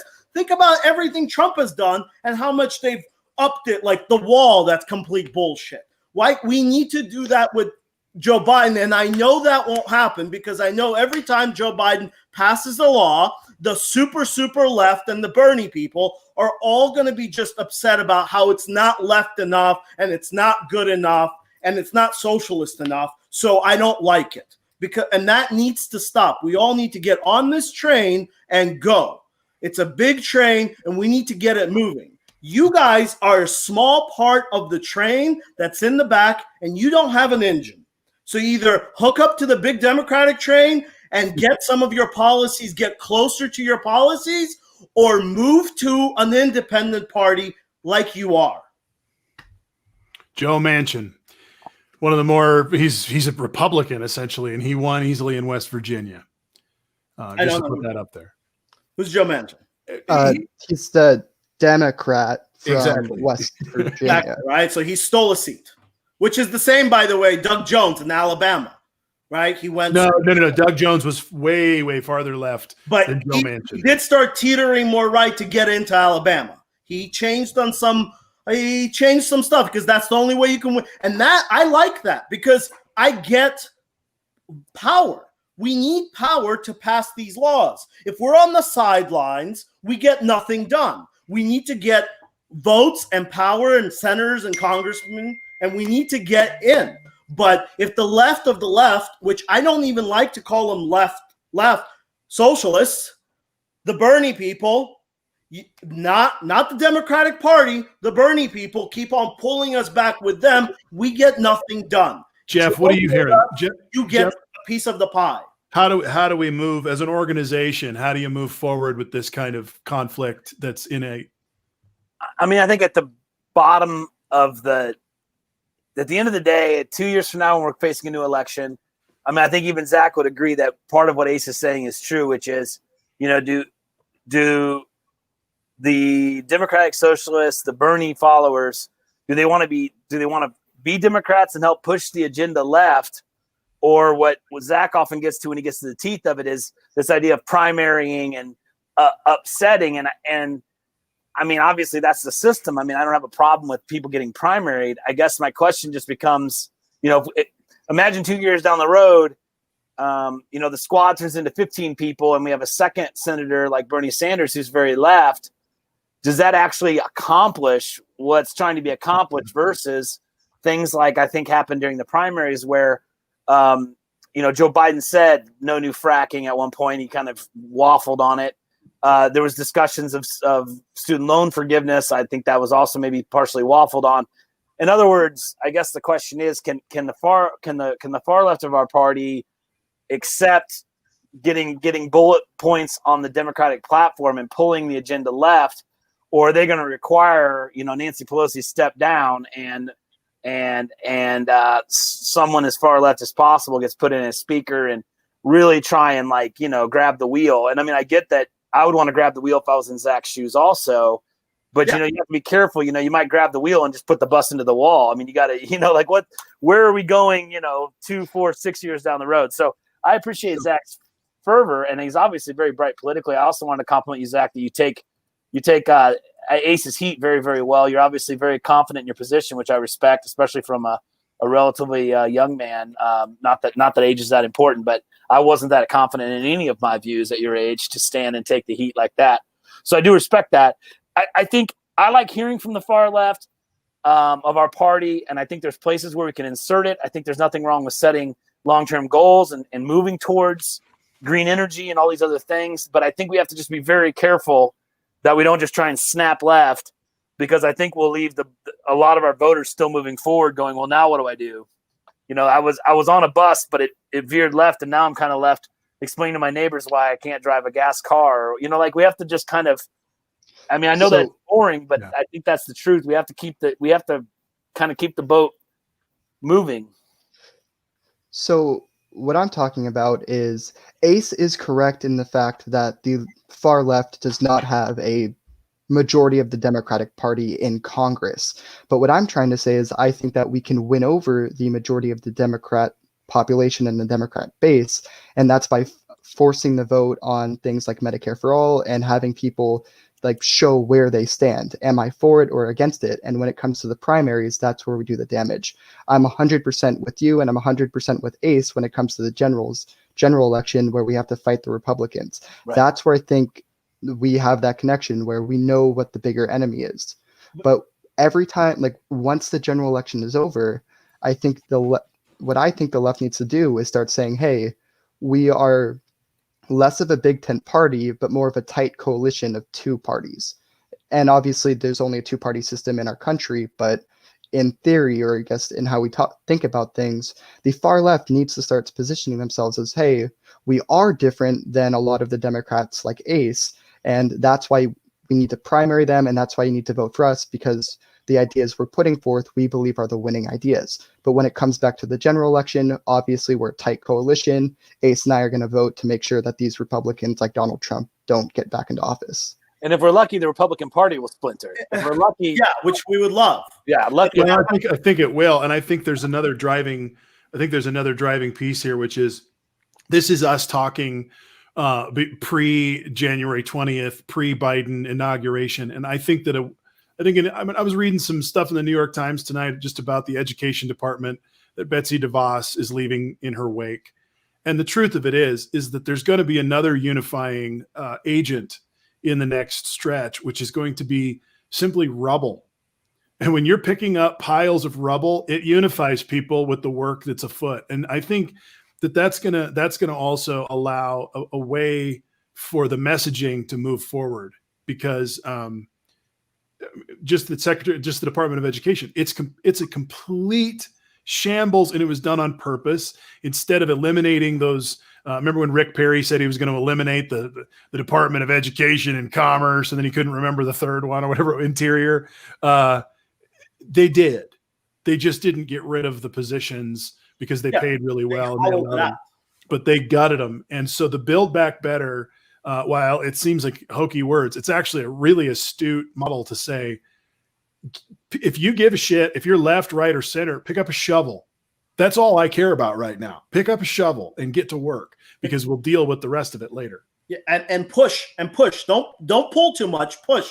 You'll get a piece in it. You just won't get. You'll get your equal piece of what it is. Because as an example, and this is just one example, if we were going to argue Medicare for all from a independent party, Bernie Sanders, you come to the table and you start the argument with, I want all government health care. I want no private industry in the healthcare sectors. You start with that negotiations. The other side starts with, we don't want Obamacare. Where do you think you're going to end up in that argument where you start the conversations right here? Versus Joe Biden comes in and goes, listen, we already have Obamacare. It's not going to get thrown out. Let's just change this age, add more people. Let's expand this Medicare, add more people. We're going to, hey, Kentucky, you're a poor state. You have a ton of people that have no jobs. They have no health care. They have, God knows what's going on with them after COVID. Let's get them on Medicare if they can get it, or let's get them on Obamacare at a cheaper rate. That's a much easier negotiation to do. And if you just manage to get, let's say, 20 million extra people on a government-ish system, that's 20 extra million guaranteed votes. And eventually, what's going to happen with that is it's going to expand and expand, and it's going to expand to a certain amount where Republicans can never run against that system, because it would be running like against Social Security. Have you ever heard a Republican run against Social Security? It would be a political disaster if he went, I think we should get rid of Social Security. Just get rid of it. Imagine someone running on that in Florida. It would be impossible. That's what you're trying to do. You're trying to build up the system where there's more votes, and eventually Republicans can't even run against it. They're going to have to run for improving it, which is, Zach, where you want to be. Well, I guess one of my questions to you, though, get it on the table. Go ahead, Zach. So I guess one of my questions to you would be, though, is you mentioned Social Security. Why is Joe Biden picking Neera Tanden to the OMB position? Neera Tanden has before argued for austerity cuts. So if we're talking about moving forward, moving the way we need to go, why is Biden picking those kind of people to very important positions in his? But I mean, we're all political people here. We understand why she was arguing that. She wasn't arguing that for anything. She was arguing at a time where it was I'll give you, let's talk about Social Security, fine, but we have other issues to work about. She wasn't really arguing about, and Joe Biden made that argument too. He didn't actually say, let's get rid of Social Security. He said, hey, if we're going to talk about the deficit, let's talk about all deficits. I agree. That's just part of negotiations. That's part of just being honest with the thing. Maybe we should talk about, is there an issue with Social Security? Should it be changed? I don't know. That doesn't mean that she was for getting rid of it. But again, she said it was on the table, though. Of course, everything is always on the table. Doesn't mean that it shouldn't have been. You had just said that running against Social Security is a death wish. So why should Social Security ever be on the table? It should never be on the table. But it was never on the table.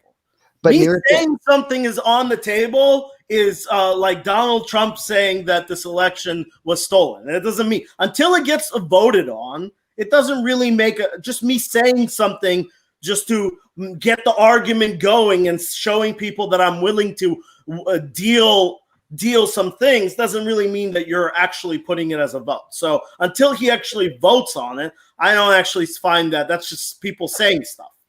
That's fine. People say stuff. Vote on it. So one thing that's going to happen is that Bernie is going to be the chair of the healthcare committee in the Senate. And so no matter what we say about what's going to happen with any legislation, he's going to be writing the Senate bill. So Bernie's going to get his say big time. And so I'm just to lift up to Zach in a general question. Do you think that kind of representation by Bernie will be enough for Republicans or for the Bernie side of the Democratic wing to feel like he's been heard? And even if he doesn't get Medicare for all, if he gets to write a bill that basically takes steps to getting it done, because he's going to have to compromise.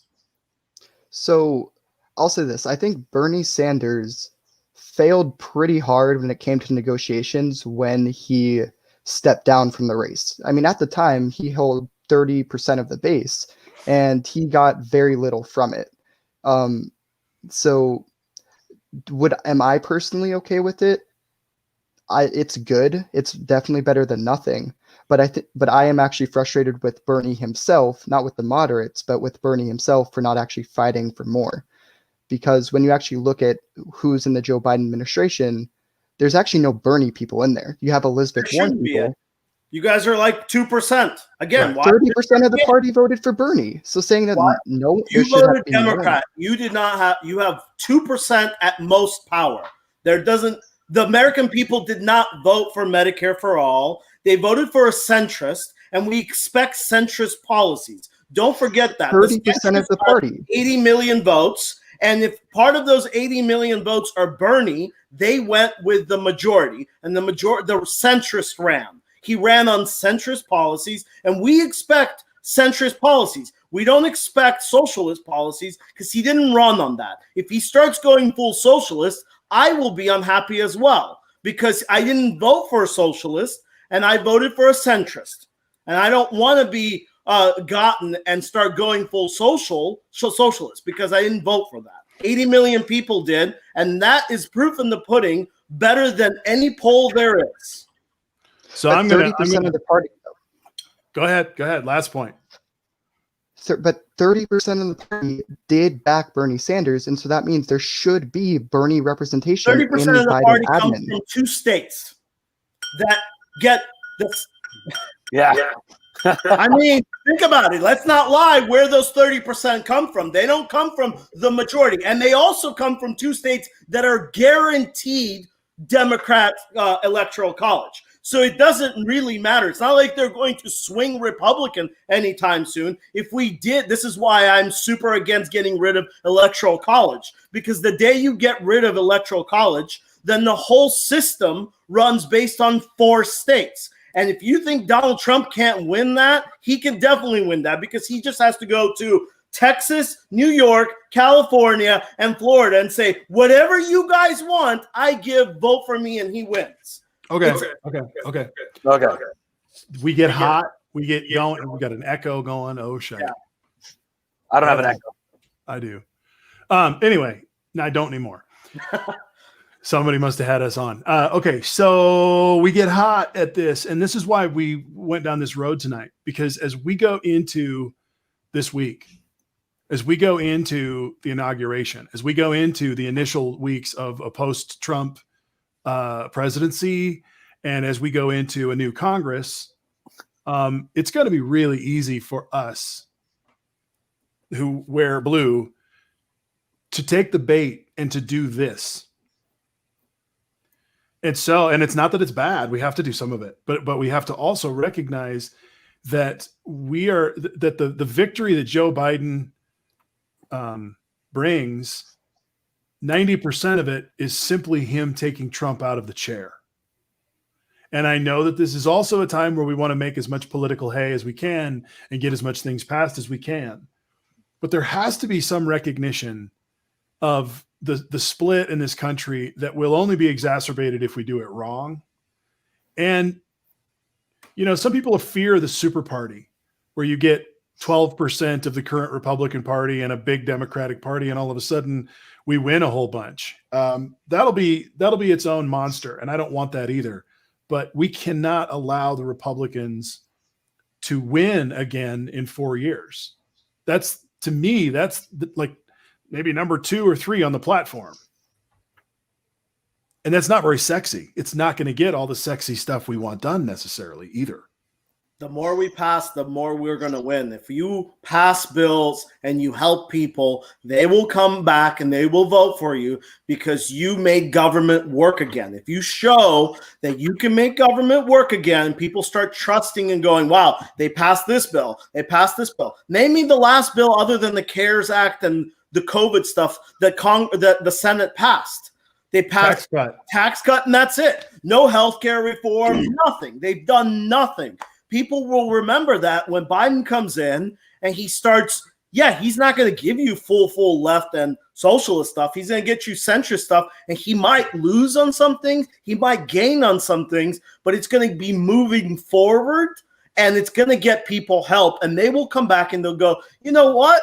The Democrats, A, they're not socialist. They said they weren't. Now I believe you. And B, they get stuff done. They actually work with the other side, which is what they've been saying. How bad would it be if Joe Biden ran on centrist policies, he ran on working with Republicans, all of a sudden he doesn't do any of that, and he just goes, oh, screw you guys. He's not going to win because people are going to go, you lied. We have to follow on what he ran on. This is what he ran on. Jeff? Okay, go ahead, Ace. I'm sorry. And Donald Trump, that's his biggest thing. That's why Trumpsters love him, because he ran on his crazy stuff. And theoretically, although he didn't, the charade of everything he ran on, he got done. But he did push all of his stuff down everybody's throat. The wall, the Muslim ban, the whole thing. He did push it. And as a MAGA person, I'm not. But if I can understand how they would be like, I mean, he is getting what he wants done.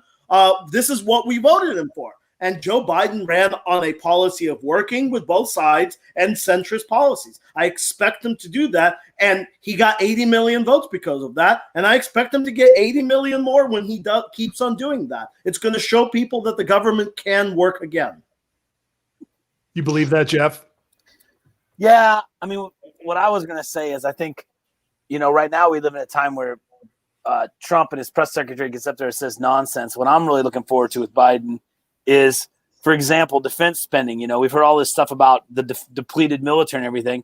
As far as I found when I looked this up, 2019, Trump had a $718 billion budget for defense. Obama averaged $758 billion. So there's just been a lot of these lies propagated that, and I think as now that you're in charge, it'll be really easy to just kind of come out with a bar graph and be like, we're going to return back to Obama era defense spending. Let's just say just as and you get to graph it out, and you get to go, here are Trump years. And he took 10 here for the wall. And so he actually went down, and then we're going to go back, to be able to lead the dialogue from the White House, I think is going to be extremely powerful. And to your point, Marty, finding the rubble, finding the dead bodies, and being able to explain it. I think to what the far left would say, there really is a lot of money if you get down to it. We've given corporate tax breaks and tax breaks to the ultra rich for a very long time. There's a lot of money to either be accumulated there or generated. Personally, I think things like raising the minimum wage, that generates a lot of money back into the economy. It's not about just making small businesses pay people $15 an hour, as we've seen through these COVID shutdowns. It's not tax, it's not subsidies, it's not everything else. What businesses need is customers. Well, how do you create customers besides taking your poorest people and giving them positive cash flow? So there's a lot of things that I think the Democrats can do that'll prove to be extremely successful, like say raising the minimum wage federally, and more importantly, controlling the dialogue from the White House. Mm-hmm. I hope we'll do what Ace is saying, which is some legislative victories, some policy victories, some common sense from the White House, someone who doesn't speak complete nonsense. If we're lucky, Trump will continue to just set himself on fire as fast as he possibly can. So he'll just be this, I have no doubt that Trump will be a universal joke possibly as quickly as in 2 years. I mean, he's just doing everything he can to become that. And so, let's just hope he accelerates and just keeps falling apart. I mean, literally, can you imagine me and Ted Cruz signs on to, I'm going to listen to objections on the Electoral College reading, the Electoral College review. I'm going to jump onto objections. And then the next day, this tape comes out that he's demanding votes from Georgia. I mean, it's just, he just can't help but shoot himself in the foot. And I think, yeah. So Zach, I'm going to lean into a question with you for a second. Not anything we've been talking about. How does Tom Cotton justify his move to stand opposed to the opposition? That is surprising. How does that work in your eyes for him? I'm honest. I don't know. I think that it really is surprising because he is bucking against the Republican base. So I think in his mind, he's making the calculation that Trumpism is going to fade away before his next primary challenge. That's my question. Do you think up in 2 years? Is Tom Cotton up in 2 years and a lot of the rest of these guys are up in 4? I think so, but I'm not sure about that. But.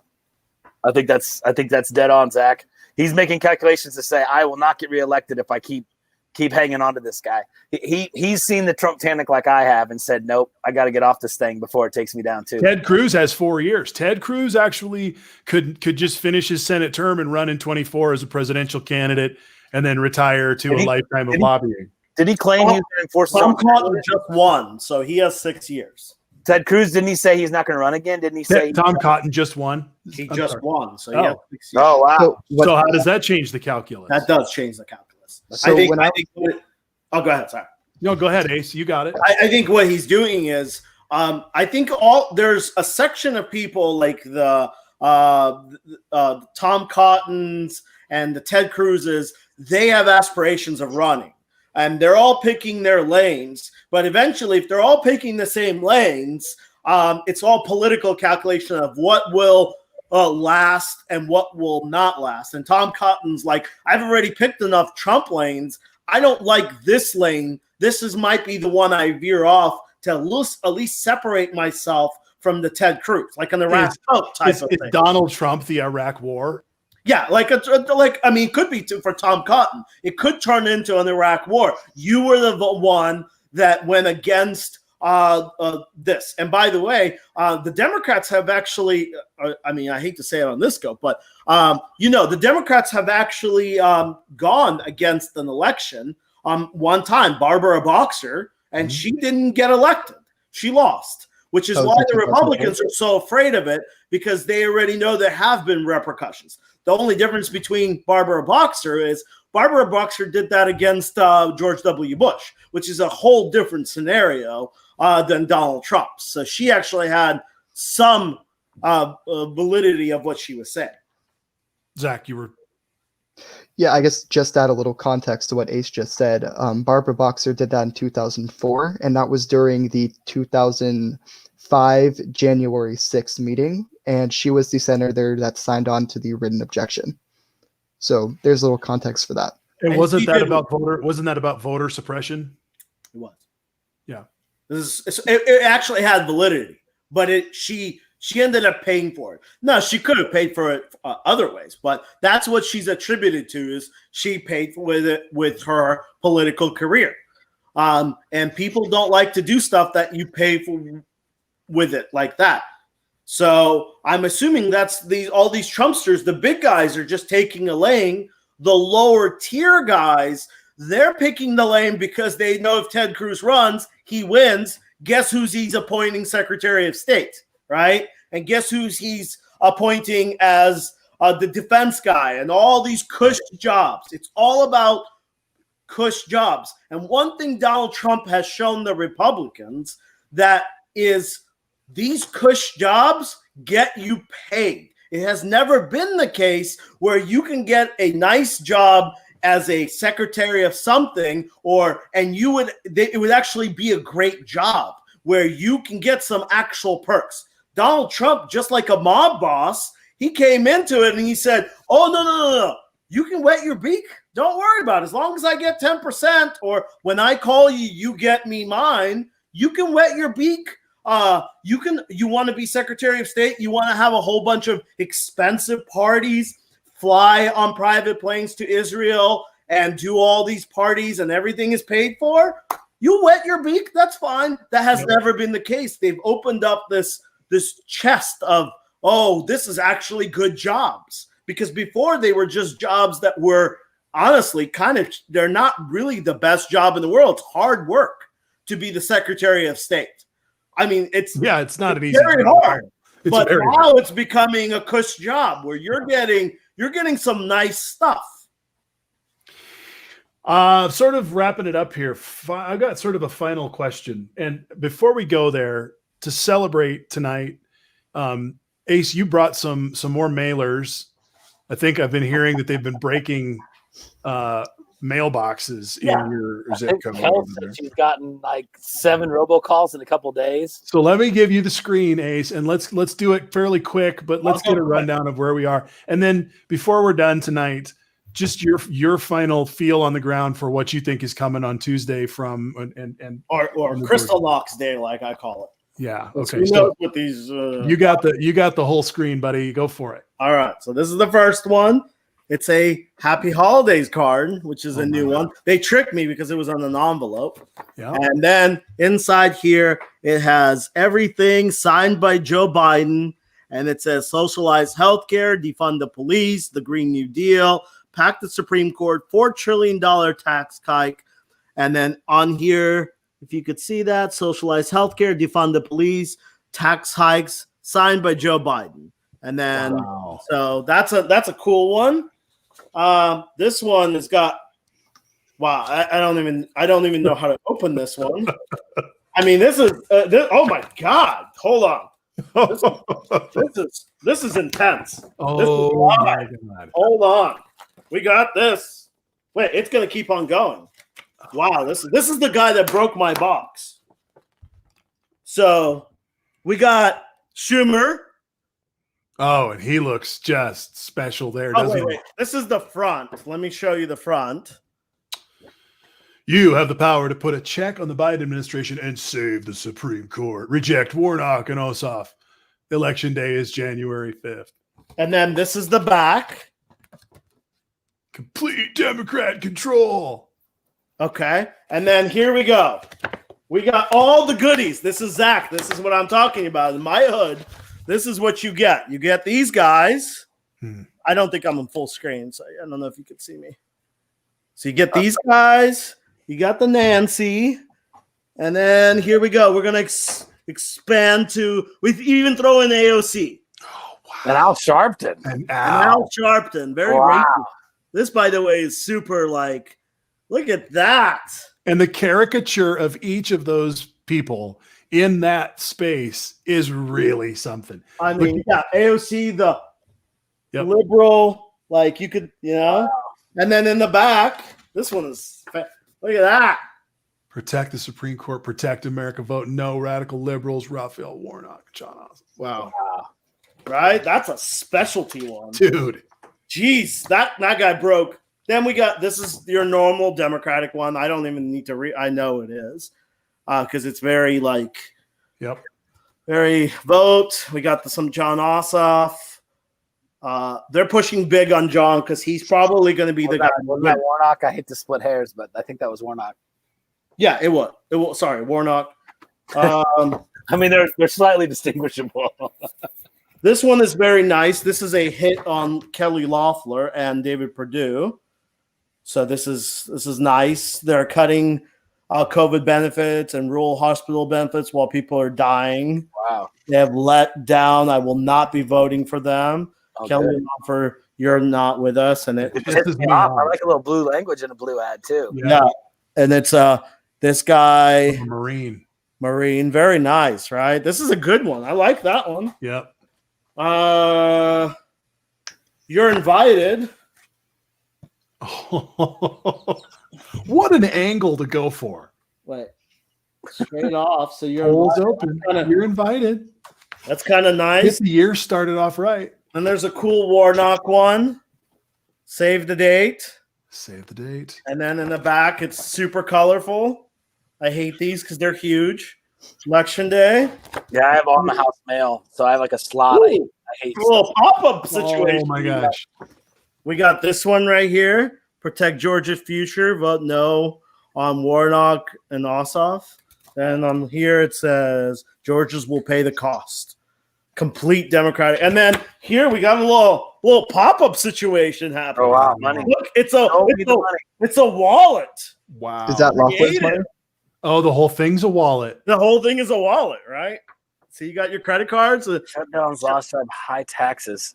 It's weird that they're throwing money at us with all these negative comments. While not voting for the money to help people, right? And then we got wait, what do those say? Does those say Chinese? I can't tell. Oh, I can't see. Oh, Pelosi's slush fund and Schumer's slush fund, and then it says take your money from taking money from your pocket. How awesome is that? This one is creative. Wow. Look at that. Wow, they're getting creative with those. That's what I'm getting. Kids can play with it. It's fun for the whole family. I mean, this guy right here, geez, this is huge. If you have a camper, Ace, that could serve as an awning outside of it. I mean, that's huge, dude. Hey, Marty, it's too soon to talk about campers. Too soon. I know. Yeah. I've been camping on the mind. I've just been geeking out. Just this guy is holy. I cannot believe they found a way to work Hillary Clinton back into it. Yeah, we got to put Hillary in there. Wow. And Al Sharpton has Al Sharpton ever been considered for any public office? I don't know. So. He's not even. Well, he's like a Fox contributor now, isn't he? He's on MSNBC, I think, most of the time. I believe he's one of those ministers that's never had a church, if I'm not mistaken. Yeah, he's been around. So that's what I'm getting. The only other thing that I have is part of the video as just a little fun thing. Trump farts the whole time. Like there was so much flatulence. I was listening. Did you get a copy of it? I do have a copy of it. Okay, so that was one we want before we leave. But before we do that, tell me what you see in Georgia, and I want you to be brutally honest. Well, I want first of all, are there any yard signs at this election? Zero. They're gone. They're gone. I mean, like if you drive in Atlanta, so there are zero Trump signs. Zero. I haven't seen any, but I actually haven't seen them for a while, which is another reason I kind of said he wasn't going to win Trump. Because the first time he ran, a ton of that. It's very hidden now.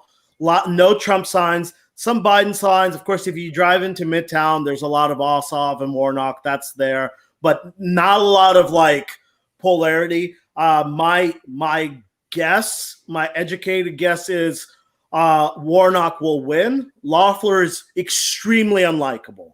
She is unlikable to everybody. She's a fake. People don't like her because she wasn't even elected. She's a billionaire. She talks like a robot. And she's just an unlikable person. If you see her, whenever they show you her rallies or when she's on the truck, and the thing that bothers me the most is every time you see her, she's wearing some ridiculous outfit that she never wears before. She wears like some baggy jeans, like old-fashioned jeans and some weird, and you're like, you're a billionaire. I know you don't wear that. In fact, I was talking to Luke, and I found pictures of her when she, like, before she started kind of getting into it, and she wears like Rolex watches. She's a billionaire, so she's unlikable. She will probably lose. The problem is it comes with Ossoff versus Perdue. I really wish there was a way we could flip these two and Warnock run against Perdue because that's a much better fight. Warnock probably would beat Perdue handily or much easier. Ossoff it's a tough sell for people because Perdue is a true incumbent, multiple-time winner. He's an older guy. People know him because he has the name, which is Perdue. Everybody knows him here. And Ossoff is a younger guy, much harder to win, although people are starting to get pretty upset at Perdue about a lot of these things where he's selling. I think it's going to be much closer than I thought. I thought Ossoff was going to lose by 5, 6, 7%. I think it's going to come in within 1 or 2%. It can get very close. I think Warnock wins by 2 or 3%, which would be a huge swing. He might even reach 5% because of the huge turnout. He's African American. I think he's going to win nice at a pretty decent advantage. I think Perdue wins very close, and it's going to be very close, and that's why I think he might lose just because of the Republicans that have been told not to vote and not to come in. That might be enough. Although Perdue did beat Ossoff by a huge margin, like 300,000. This gets into another final question into that is, we've seen so much early voting in Georgia, and going by what happened in the previous election just 2 months ago, that's a blue vote. The fact that Republican leaders have told people to object voting in Georgia is just mind-boggling. Right? Make that point.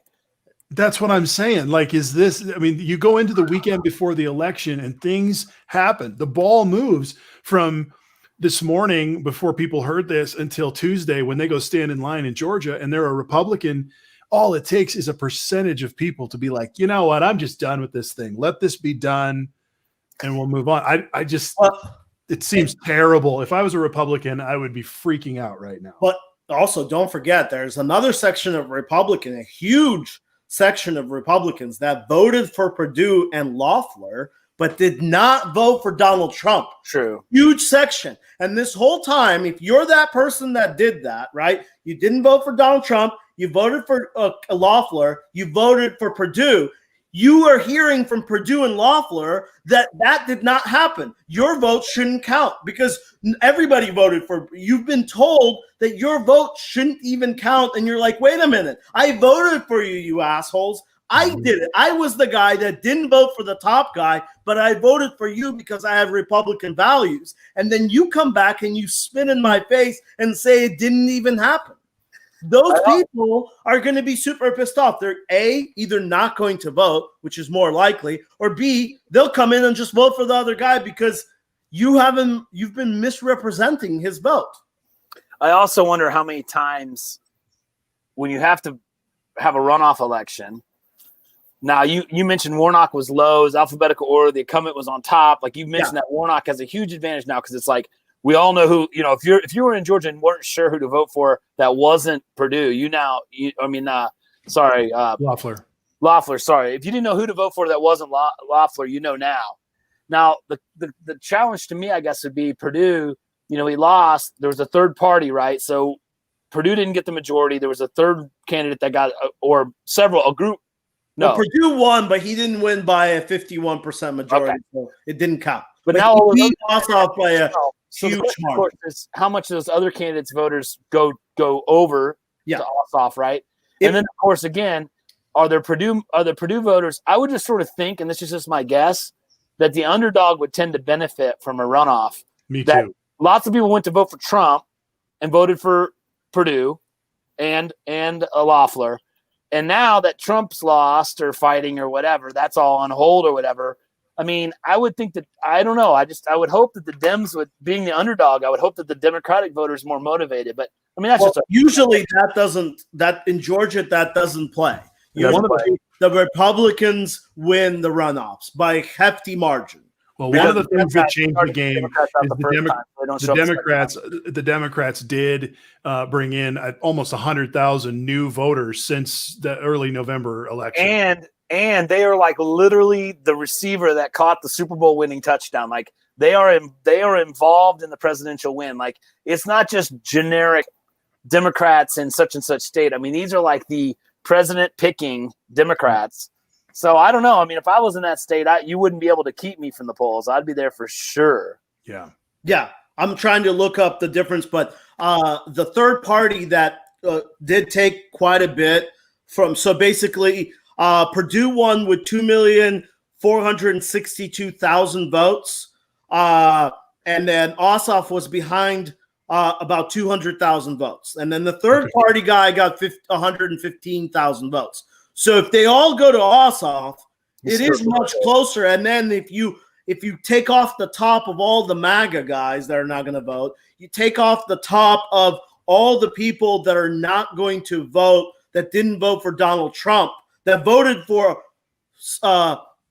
Perdue but not Donald Trump and have been told that didn't happen. Right. You start really kind of getting down to the nitty-gritty of getting very close. Wow. Zach, do you have any piece on this? I guess more of a question. You're so polite. You're so polite, and we love having you, but you can elbow your way in anytime, Well, so Ace, you have the stats right in front of you right now, correct?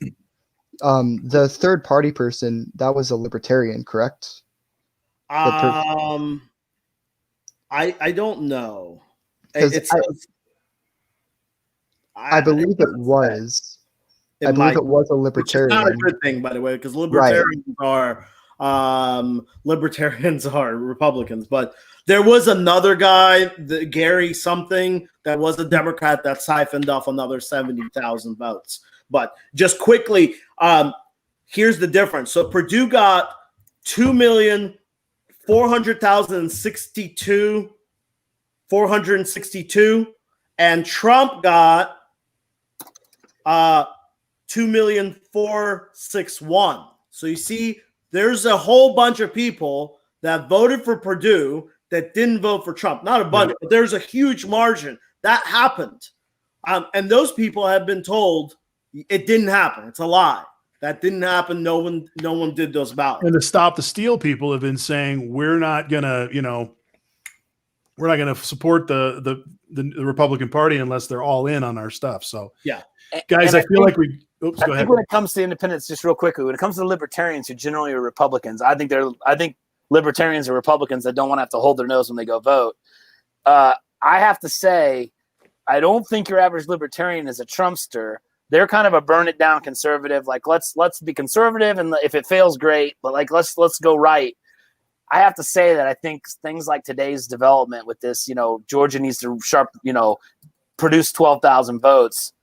I mean, a Republican that's worth their salt. I mean, a libertarian that's worth their salt will be like that ain't right. Right. So I mean, I think there's a lot of factors at play. Also, I didn't get to it, but COVID's run rampant since the election. I mean, there's just a lot of things that continue to go bad for this president, and he just continues to golf and just throw snares and yell. And yell and have COVID rallies and just I don't know. I mean, I just have to think there's a lot of people that are scratching their head, and they don't even have to. Reversing is unlikely, right? No one's going to be like, I voted for Trump last time. I voted for Trump a month ago. I'm going to vote for the Democrat. All we really just need them to be is just unmotivated to spend the time and energy to go vote. Let's close. Yes, let's close on this priceless note.